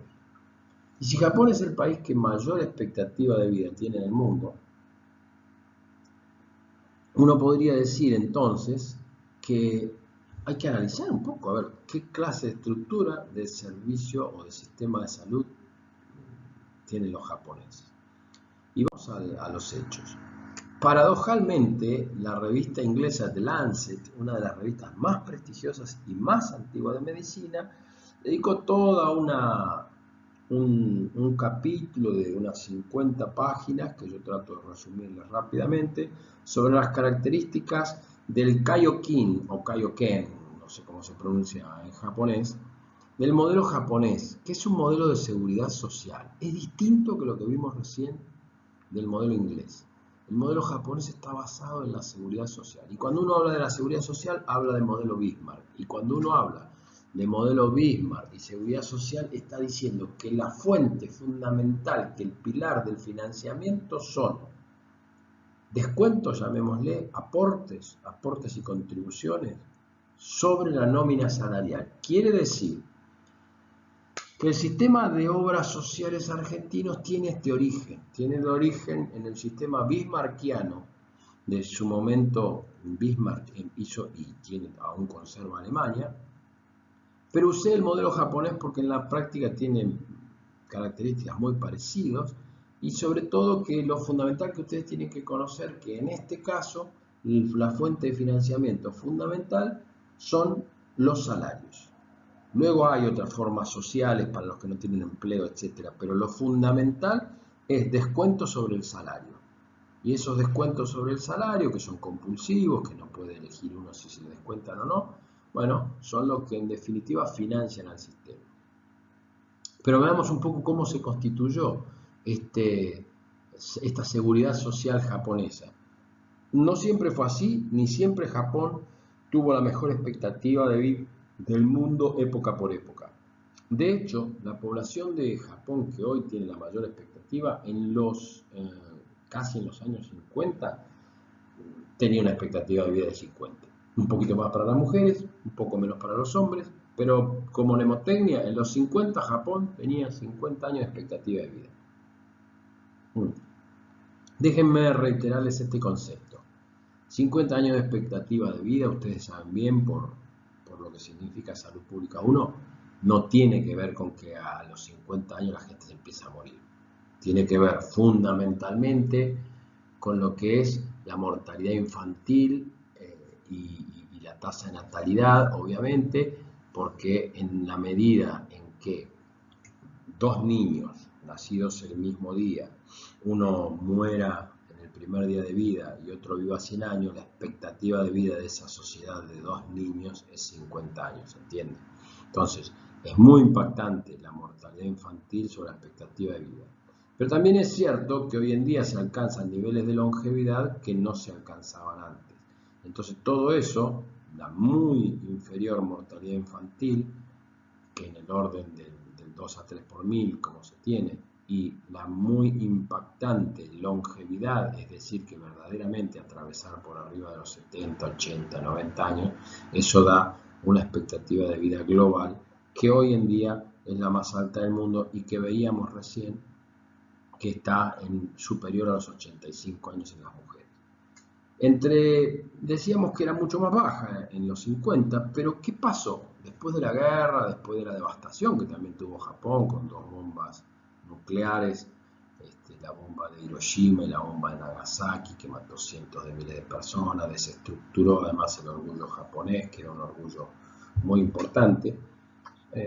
Bueno, Japón perdió la Segunda Guerra, Estados Unidos quedó ocupando Japón, de alguna manera cambió parte de su cultura y a partir del año 50 al año 60, Japón tomó una actividad muy importante en cuanto a lo que fue la reducción primero de las enfermedades comunicables, las infecciosas, las contagiosas. Y ese fue el primer gran avance que se tuvo, pero a partir de los 60 se avanza en lo que es la reducción de algunas causas de muerte, el stroke o el ACV fundamentalmente, y otras enfermedades no comunicables, a partir de tratar de manejar la prevención, sobre todo la prevención primaria y también secundaria, de la hipertensión arterial y algunas otras enfermedades no comunicables. Luego el hecho de que haya un seguro universal, seguridad social, les permitió nuevas tecnologías que no siempre son enchufes. Ustedes lo saben, esas otras tecnologías pueden ser estructuras y dinámicas de organización sanitaria. Y hay algo que decir, que yo lo subrayo acá porque quiero que ustedes tengan en cuenta. El Lancet lo describe perfectamente cuando describe el Kaioken como los japoneses le llaman a su sistema de seguridad social, basado en los salarios fundamentalmente. Y es que ellos habían hecho una importantísima inversión a partir de los años 20, que después obviamente las guerras distorsionaron, pero ¿en qué? En mejoras educativas para las mujeres. Las mujeres avanzaron en niveles de acceso a la educación y eso creen que fue el pilar del avance importante en lo que después fue la caída de la mortalidad y el ascenso de la expectativa de vida de los japoneses. Acá estoy. Para 1961, influidos un poco por la occidentalización que la ocupación norteamericana les generaba, Japón establece finalmente su seguro social universal. Es un seguro social porque tiene dos características. Está basado en la nómina salarial, es decir, son descuentos desde los salarios, pero también es social porque los que no tienen un empleo, de todas maneras hay una cobertura. Ahora todos ponen, ahí no es como la cultura japonesa, las prefecturas, que son las provincias japonesas, son las que determinan cuánto se pone, o los municipios a nivel local, aquellos que no tienen nada. Y uno dice, ¿cómo? Si no tienen nada, ¿cómo ponen? Bueno, no sé. Japón no es que nada sea gratis. Hay que poner algo y se pone. Después, en todo caso, si me queda un cachito de tiempo, les describo un poquito el tema de la cultura japonesa y los ancianos actualmente. Y hay, en definitiva, muy poca disparidad entre esas prefecturas y provincias. Decimos lo siguiente, en Japón lo que la característica define como fundamental es que hay unos 3.500 seguros. Tomen nota, es un seguro de salud que tiene unas ramas de seguro para los empleados, otras ramas de seguro para la población general y otro que es específico para los mayores. Total 3.500 seguros. Esos 3.500 seguros, de todas maneras, el gobierno le fija un arancel igual para todos. Es decir, que la gente no va a elegir uno u otro seguro en función del costo de la cuota que tienen que pagar mensualmente, sino en función de otras variables, cercanía, gestión, familiaridad, etc. Y, y están conducidos de alguna manera desde el punto de vista de los objetivos centrales. ¿Basados en qué aporte? 14% para trabajadores y empleadores. Ese 14% que ponen, digamos, para la seguridad social japonesa, que surge los salarios, y como les decía, los seguros sociales comunitarios, una cuota de acuerdo a lo que fija cada prefectura. ¿Tá? Entonces, por último, podemos decir que tienen copago, o sea que esas cosas que por ahí no se ven muy bien, las consultas tienen un copago y esos copagos de una u de otra manera generan que la gente se cuida. Pese a eso, los japoneses tienen algo que los sanitaristas no ven muy bien, pero en general, pero que a ellos les funciona, que es el chequeo anual. Tienen una práctica común de tener un chequeo anual que se le llama Nigendok o dique seco de alguna manera. La persona para 1 o 2 días y se hace un chequeo anual. No les puedo decir que esto sea para todos los japoneses todos los años, pero sí que es una tendencia muy habitual. Acá la gente se pone los pelos de punta porque dice cuando no están indicados los chequeos para qué hacer tanto estudio. Bueno, los japoneses avanzan con eso, mal no les va, tampoco quiero decir que esa sea la causa. Hay un fuerte control sobre hipertensión arterial, sobre lo que significa la cobertura universal para las drogas antihipertensivas, y las tasas de consulta, bueno, con este chequeo anual, que son altísimas, 12 por año, es muy alto para los consumos. Por eso les vuelvo a decir, los sistemas complejos son así, no se puede decir de entrada qué va a funcionar y qué no. A Japón le funciona esto en esa estructura. Tienen incluso más días de internación por habitante que el resto de los países occidentales. Y tenían por lo menos antes de la recesión de los últimos 20 años que tuvo Japón, un excesivo apego al trabajo. Japoneses, tal vez hayan escuchado hablar ustedes de la huelga a la japonesa, que es tapar de producción la fábrica porque todos los empleados cuando tienen alguna discordia gremial empiezan a producir más y más y más y más y no hay insumo que aguante y en lugar de dejar de trabajar ellos trabajan el doble. Sin embargo, eso fue cambiando en esos últimos años. Tienen una tasa de natalidad muy baja, lo cual les incrementa muchísimo la longevidad porque la gente, insistimos, vive varios años, pero además tienen poquitos nacimientos y eso impacta que además de tener una mortalidad infantil muy baja, lo que significa la expectativa de vida. Y por último, ellos tienen actualmente unos desafíos muy fuertes que consideran las enfermedades no comunicables: hipertensión, obesidad y tabaco. Esos son clave en Japón. De 90 a 2010, son 20 años de recesión tuvo la economía japonesa. Los japoneses se bancan todo. Pero bueno, en este momento son uno de los países del mundo con menos casos de coronavirus y sobre todo una de las tasas de letalidad, como estuvimos viendo, más baja, con 1,5 o 1,7 creo que eran por millón de habitantes. Bien, digamos entonces las principales diferencias entre los dos sistemas. Perdón, entre el sistema de seguridad social y el sistema de servicio nacional o servicio público. Entre el sistema Beveridge, entre el sistema Bismarck, que es seguridad social, y el sistema Beveridge, que es servicio nacional de salud. El primero va con cargas a la nómina salarial, es decir, descuento, y el otro viene de impuestos generales, ¿está? Luego hay un sesgo hacia la alta complejidad, que la tiene fundamentalmente la seguridad social. Perdón, estos son características y sesgos didácticos. No vayan a pensar que estas condiciones son exactamente así. Estamos hablando de sistemas complejos, estamos hablando de una clase, estamos hablando ejemplos didácticos. Obviamente la realidad es muy diferente y mucho más dinámica y cambiante. Pero quiero decir, cuando hay mucha plata o cuando hay los seguros sociales que tienen alguna recaudación, bueno, tienen mayor tendencia a la alta complejidad, y en el otro lado se le suele criticar a los servicios públicos de salud una pobre calidad de atención.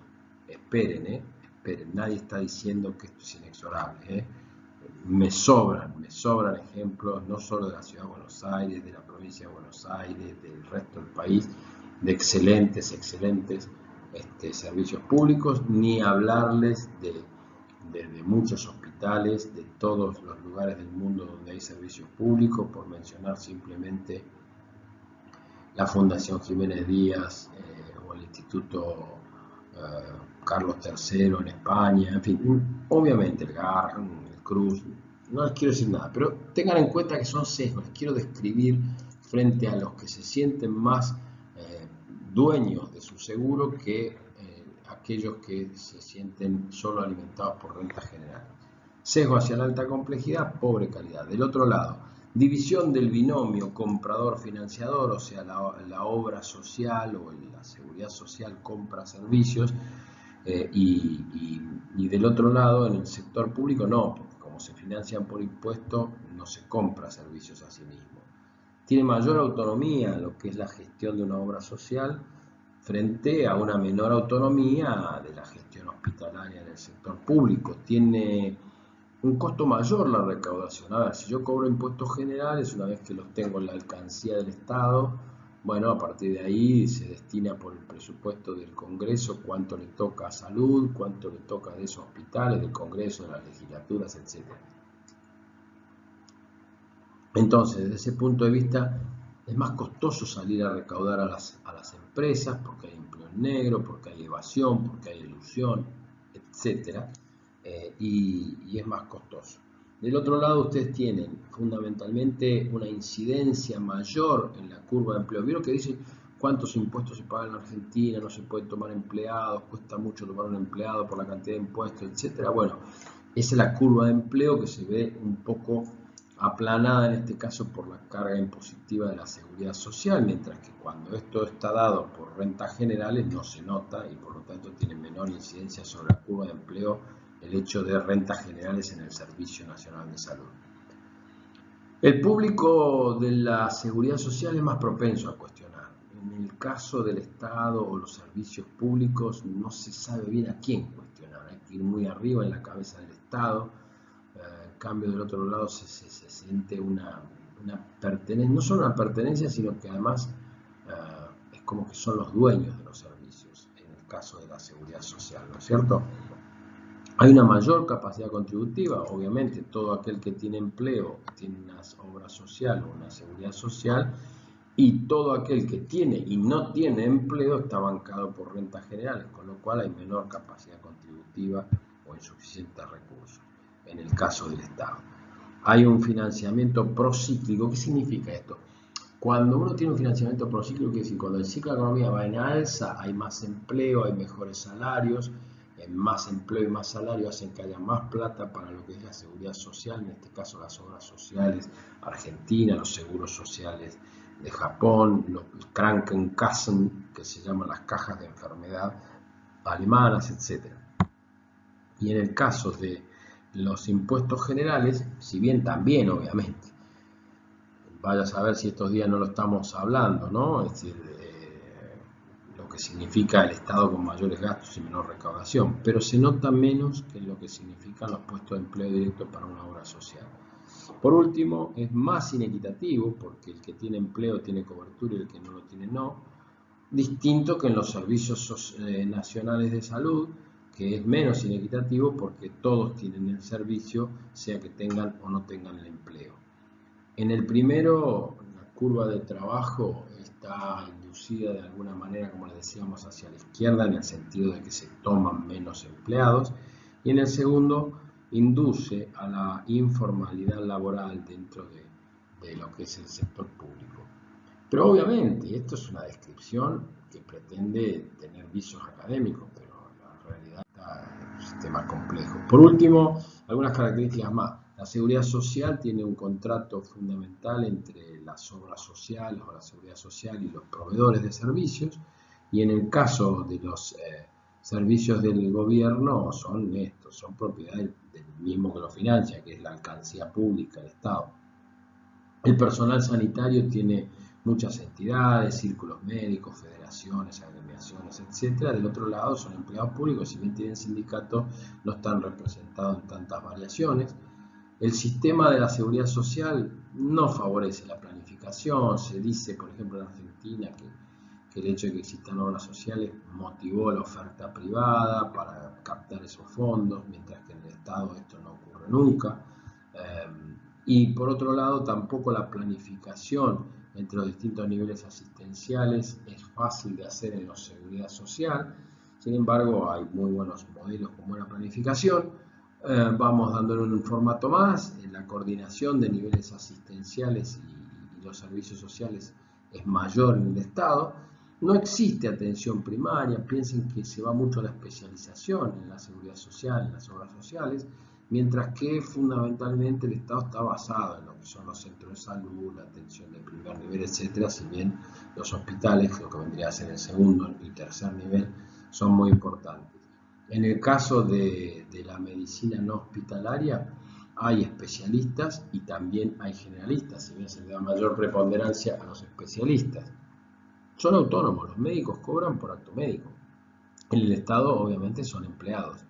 Y si bien en algunos casos pueden ser autónomos, como mencionamos en Gran Bretaña o en Italia, y cobran per cápita, es decir, los general practitioners o los medici italianos que están cobrando una cápita para atender una determinada población. Finalmente, o no finalmente, pero quiero decir, en el caso de las obras sociales, la seguridad social, suele haber mayor tendencia al libre acceso a los especialistas. No es siempre así, es un sesgo, pero no es siempre así. Deben acudir al médico de cabecera en el Estado, tampoco es siempre así, pero sería una característica de los servicios públicos. Y podríamos decir que, por otro lado, tenemos listas de esperas que en la seguridad social son bastante más bajas, o la satisfacción más alta frente a listas de esperas importantes en los servicios públicos. No solo en Argentina, en el mundo pasa eso. Y el gasto sanitario en los seguros sociales, en la seguridad social es más alto. Generalmente se tiende a un mayor gasto y en el Estado se controla mejor el gasto.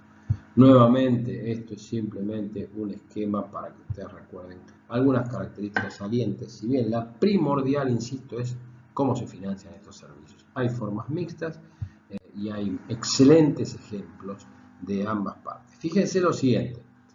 Ya llegamos a la Argentina, les doy unos elementos sobre la Argentina, pero antes quería detallarles. Hay excelentes modelos de sistemas de salud de ambas partes. Este es un ranking de Commonwealth Fund, que es una ONG británica que evalúa sistemas de salud, entre ellos el británico, etc. Pero pone los 10 principales o los 10 mejores sistemas del mundo para un ranking. Esto no le asignan necesariamente la validez científica, pero bueno, es una entidad seria, yo lo sigo, y ellos describen lo que serían los principales modelos sanitarios del mundo. Se puede coincidir o no, puede haber otra manera de medirlo. Pero lo interesante que me gustó es esto, que de los 10 principales, fíjense, el australiano es un servicio nacional de salud, el canadiense es un servicio nacional de salud, el francés es un seguro nacional de salud, el alemán es un seguro de seguridad social, el holandés es seguridad social, el neozelandés es un servicio, el noruego y todos los nórdicos, el sueco también son servicios, el suizo son seguros, Gran Bretaña, lo estuvimos viendo con ustedes recién, es un servicio nacional de salud, y los Estados Unidos son seguros de enfermedad, incluso se los describen, pero fíjense que, no sé si esto está bien, esta clasificación, pero alguien que clasifica sistemas de salud de clase mundial, de los mejorcitos, sepan que algunos de estos están cuestionados, pero ¿qué quiero decirles con esto? Hay servicios y hay seguros, o sea, se puede tener un excelente sistema de salud basado en impuestos y un excelente sistema de salud basado en salario. Este es el mapa europeo, las cruces rojas serían los servicios nacionales de salud, las cruces verdes serían la seguridad social en salud, hay una cuestión naranjada porque es Polonia, que si bien es seguridad social tiene una caja única, así que funciona medio mixto. Fíjense en el centro de Europa, lo que fue Alemania, Holanda, lo que significa Bélgica, en fin, Austria, etcétera, Checa, Francia, son todos seguridad social basada en salarios, y los rojos, los escandinavos, los nórdicos sobre todo, Dinamarca, Suecia, Noruega, Finlandia, Gran Bretaña que describimos, España, Portugal e Italia son servicios basados en impuestos. Es decir, se pueden señalar tres modelos de atención, allí están descritos: seguridad social, Servicio Nacional de Salud y seguros de enfermedad, que son una característica medio particular de los Estados Unidos. Y sepan que tampoco son estáticos los sistemas. A ver, la seguridad social se viene replanteando, es decir, los basados en salario, porque hay países que intentan incorporar a la población que no tiene empleo, y hay países que, si bien lo único que daban era un servicio público, están avanzando hacia sistemas de seguridad social, otros que están tratando de incorporar, como les dije recién, a los que no tienen empleo, y los más antiguos avanzan. Los que fueron la cuna de la seguridad social están incorporando impuestos generales para refinanciar la seguridad social. Es decir, nada de todos son sistemas complejos. Aquí tienen la gráfica de más o menos desde los impuestos que tenían en su momento distintos lotes de países, los del sudeste asiático o de África, y algunos de Latinoamérica. Tenían exclusivamente servicios basados en impuestos y pasaron a ser de la seguridad social, están avanzando. Y en cambio, como les dije recién, la cuna de la seguridad social, que es Alemania y demás, están incorporando impuestos a las ganancias u otros impuestos específicos, rentas generales, para fortalecer. En el caso de España, es una característica muy particular, porque recién en los 90 se transformó en un servicio de salud. España eran las cajas de enfermedad, la Caixa Galicia, la Caixa, varias cajas de enfermedad, etcétera, que serían como nuestras obras sociales, se transformaron en lo que es el Servicio Nacional de Salud español, que es servicio y hoy en día está basado en impuestos, si bien conserva una pequeña parte de salarios, pero no es para la obra social específica, sino para financiar el sistema en su conjunto. Decimos, países que ya lo tenían, que tenían fundamentalmente no tenían nada, van hacia seguridad social. Los que ya lo tenían tratan de ampliarlo, los más antiguos le meten impuestos. Esto es como se mueve el mundo, desde impuestos hacia seguridad social y desde seguridad social hacia impuestos. Vamos a la Argentina rápidamente, porque nosotros, ya me anticipo a decirles que somos un sistema medio folclórico, pero fuertemente basado, es mixto el nuestro, pero está fuertemente basado sobre la seguridad social. Primera cosa, esta gráfica de la Argentina separada en provincias, es ¿por qué? Porque la Argentina, las provincias son anteriores a la nación. Argentina es un país federal, donde la Constitución Nacional dice que las provincias son anteriores a la nación y que le cedieron algunas competencias, pero la salud, bueno, vaya si en 1853 ni se hablaba de salud pública por estas pampas, pero la salud no fue una competencia delegada, por lo tanto cada una de las provincias maneja el sistema de salud de su provincia.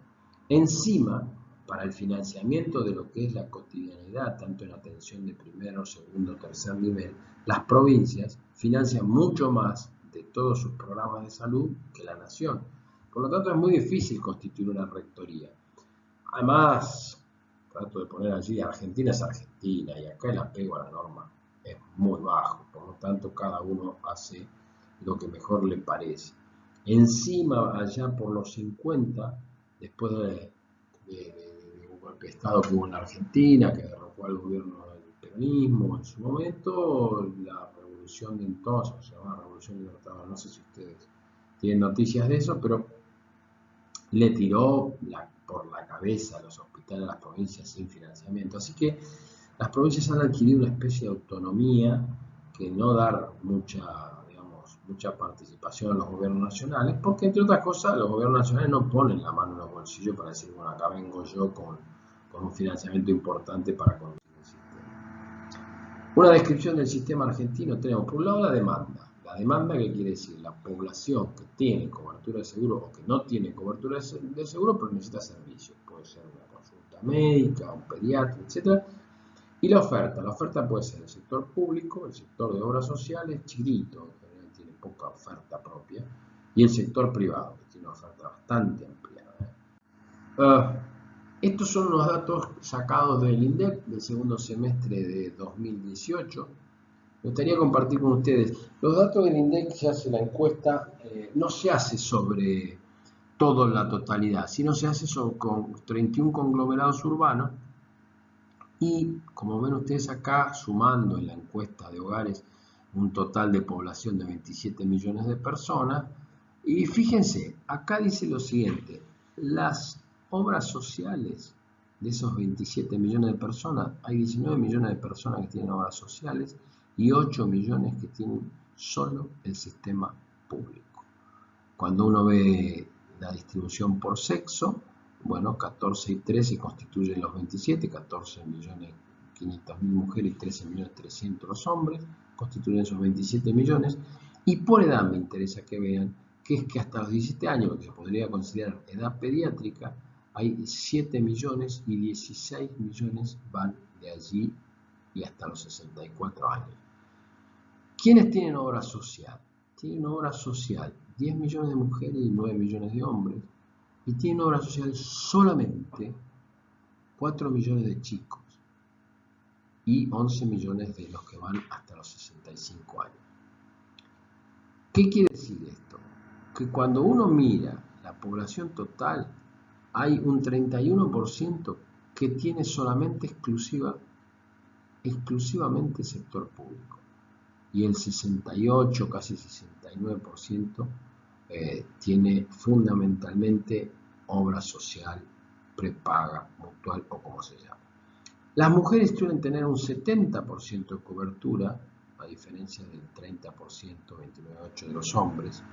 Los varones, el 70% de cobertura de obra social, a diferencia del 30% de solo sector público o cubierto exclusivamente por el servicio público. 67% de los varones, un poquito más repartido, o sea, un poquito menos, como que las mujeres tienen más seguridad social. Esto seguramente tiene que ver con que las mujeres viven más, y al vivir más en la tercera edad, muchas son PAMI por la vía de las pensiones o las jubilaciones, o tienen la obra social provincial. Pero este dato es algo inquietante. Hasta los 17 años solamente el 60% tienen obra social y el 40% tiene alta dependencia del sector público. ¿Qué quiero decir? El 31% de la población total tiene solamente los servicios públicos de salud.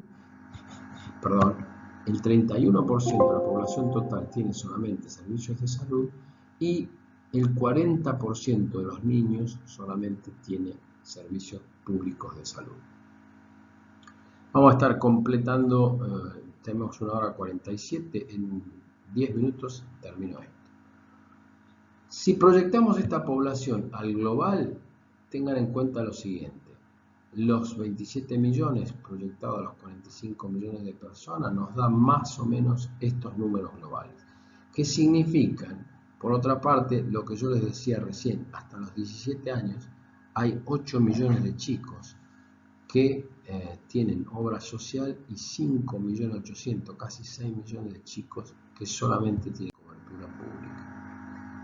Esto de las obras sociales está de algún modo manejado, distribuido de la siguiente manera: son 288 obras sociales con 13 millones de coberturas nacionales.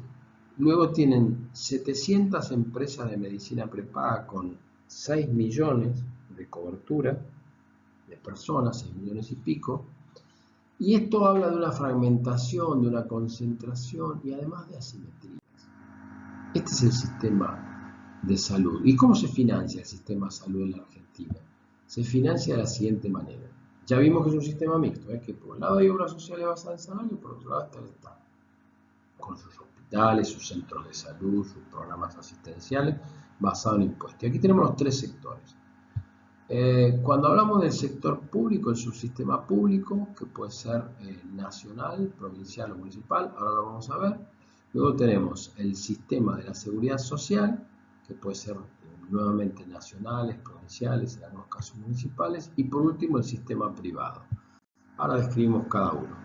El sistema público tiene un presupuesto nacional, provincial y uno municipal, que tiene a su vez una salud pública que además cubre a tu población.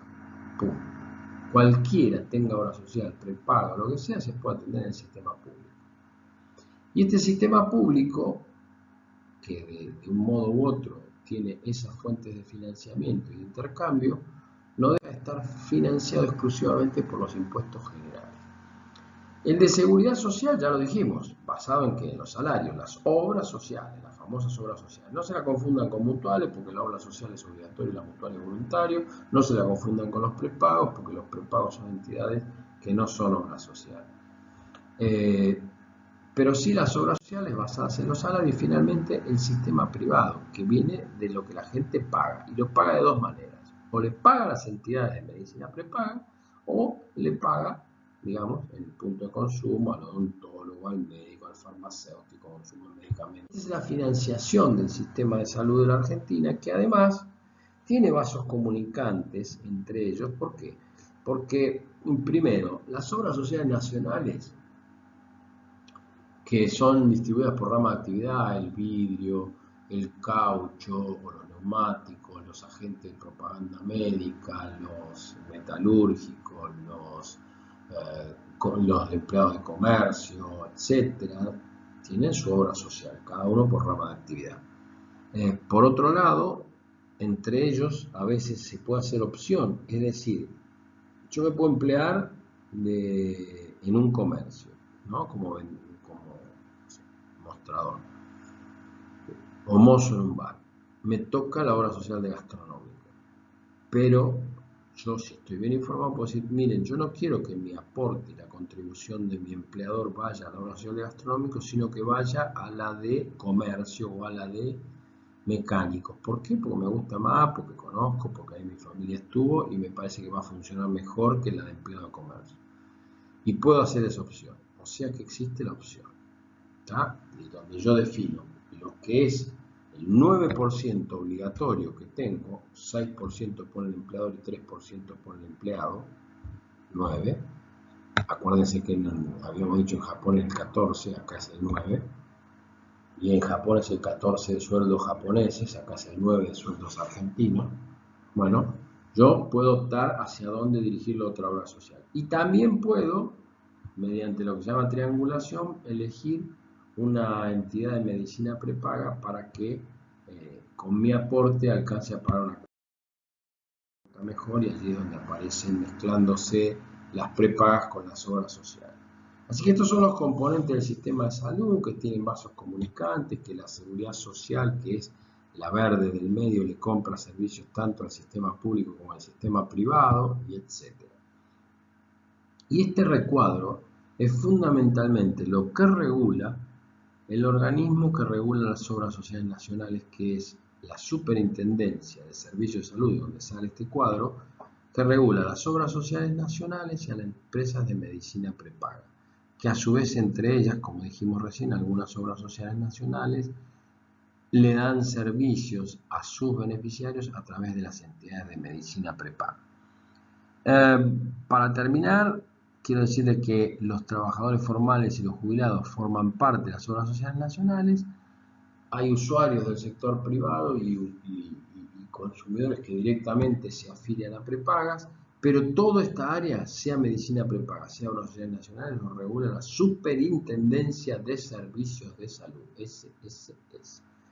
¿Sí? Y avanzando también en esto, podemos decir lo siguiente.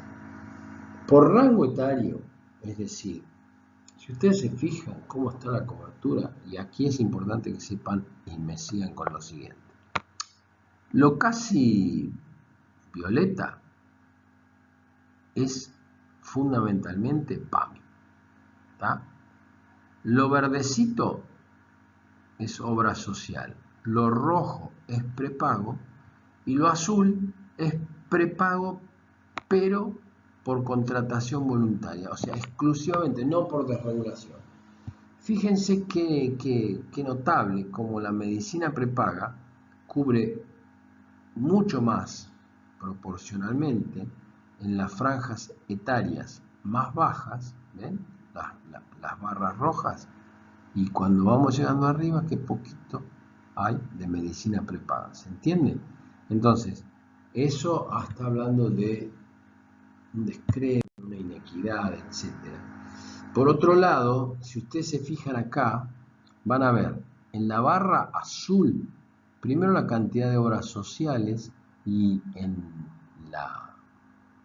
al lado, lo que significa la cantidad fundamentalmente de afiliados. Si ustedes tienen que muy poquitas obras sociales tienen una cantidad importante de afiliados, y acá gran cantidad de obras sociales, prácticamente el 95% de las obras sociales solo tienen el 46% de los afiliados. Reitero, el 5% tienen el 55% prácticamente, y luego el 95% tienen solo el 45%. ¿Se entiende lo que es la asimetría del sistema? Lo mismo cuando uno está mirando fundamentalmente la cantidad de empresas de medicina prepaga. El 1,15 de las empresas de medicina prepaga tienen el 60%, o sea, están más concentradas, pese a que había casi 700, ¿se acuerdan, no? Sin embargo, las principales se llevan el 60%, muy poquitas empresas. Y en cambio, todo el otro, 90 y pico por ciento, se lleva menos del 40% de la población. Es una asimetría importante. Bien, terminando con esto, y decimos que este sistema prestacional de obras sociales de la Argentina, que sería la seguridad social, y que es un sistema mixto porque se complementa con lo que son los propios hospitales públicos o el sistema público, los efectores públicos, bueno, en definitiva lo hace a través de lo que se llama canasta prestacional, quiere decir que hay cosas que sí o sí se tienen que dar, otras no tanto. Y tiene una fuerte regulación de este organismo que es la Superintendencia de Servicios de Salud. Y esa fuerte regulación busca, por lo menos busca, tener el control económico financiero, que no quiebren las obras sociales, que se pueden autorizar distintos planes, porque uno mínimamente, por más que vaya a hacer un plan, lo tiene que comunicar para no estar haciendo un plan que no es contemplado en la ley, etc. Por último, sepan que, como dijimos hace unos minutos, hay un 14.3 millones de personas que solo tienen exclusivamente al sector público. Razón de más para insistir en que el sector público es trascendente, que la recaudación impositiva es lo que permite el financiamiento del sector público y que, en definitiva, la población más vulnerable, la que menos estatus socioeconómico tiene, es tributaria exclusiva. Así que vamos terminando con esto, simplemente, y sepan que hasta acá lo que intenté decirles y mostrarles es una característica de los sistemas de salud que son complejos, que están inmersos en una sociedad compleja, que tienen factores disruptivos todo el tiempo, pero que en definitiva tienen dos grandes modelos, basados en impuestos para los servicios públicos de salud, basados en salarios para la seguridad social. Argentina es un modelo mixto, pero de fuerte impronta de la seguridad social. Espero que les haya servido, espero que con el tiempo podamos volver a vernos en las cursadas, pero sobre todo espero que les vaya muy bien en la carrera, que estén bien de salud, que disfruten y que seamos colegas casi en nada de tiempo. Ya pronto están llegando, les deseo lo mejor, como todo el Departamento de Salud Pública, y esperamos haberle dado, paliar esto de la falta de presencia y de ejercicio en clase con un teórico que les pueda servir. Muchas gracias por todo, nos vemos pronto. Gracias.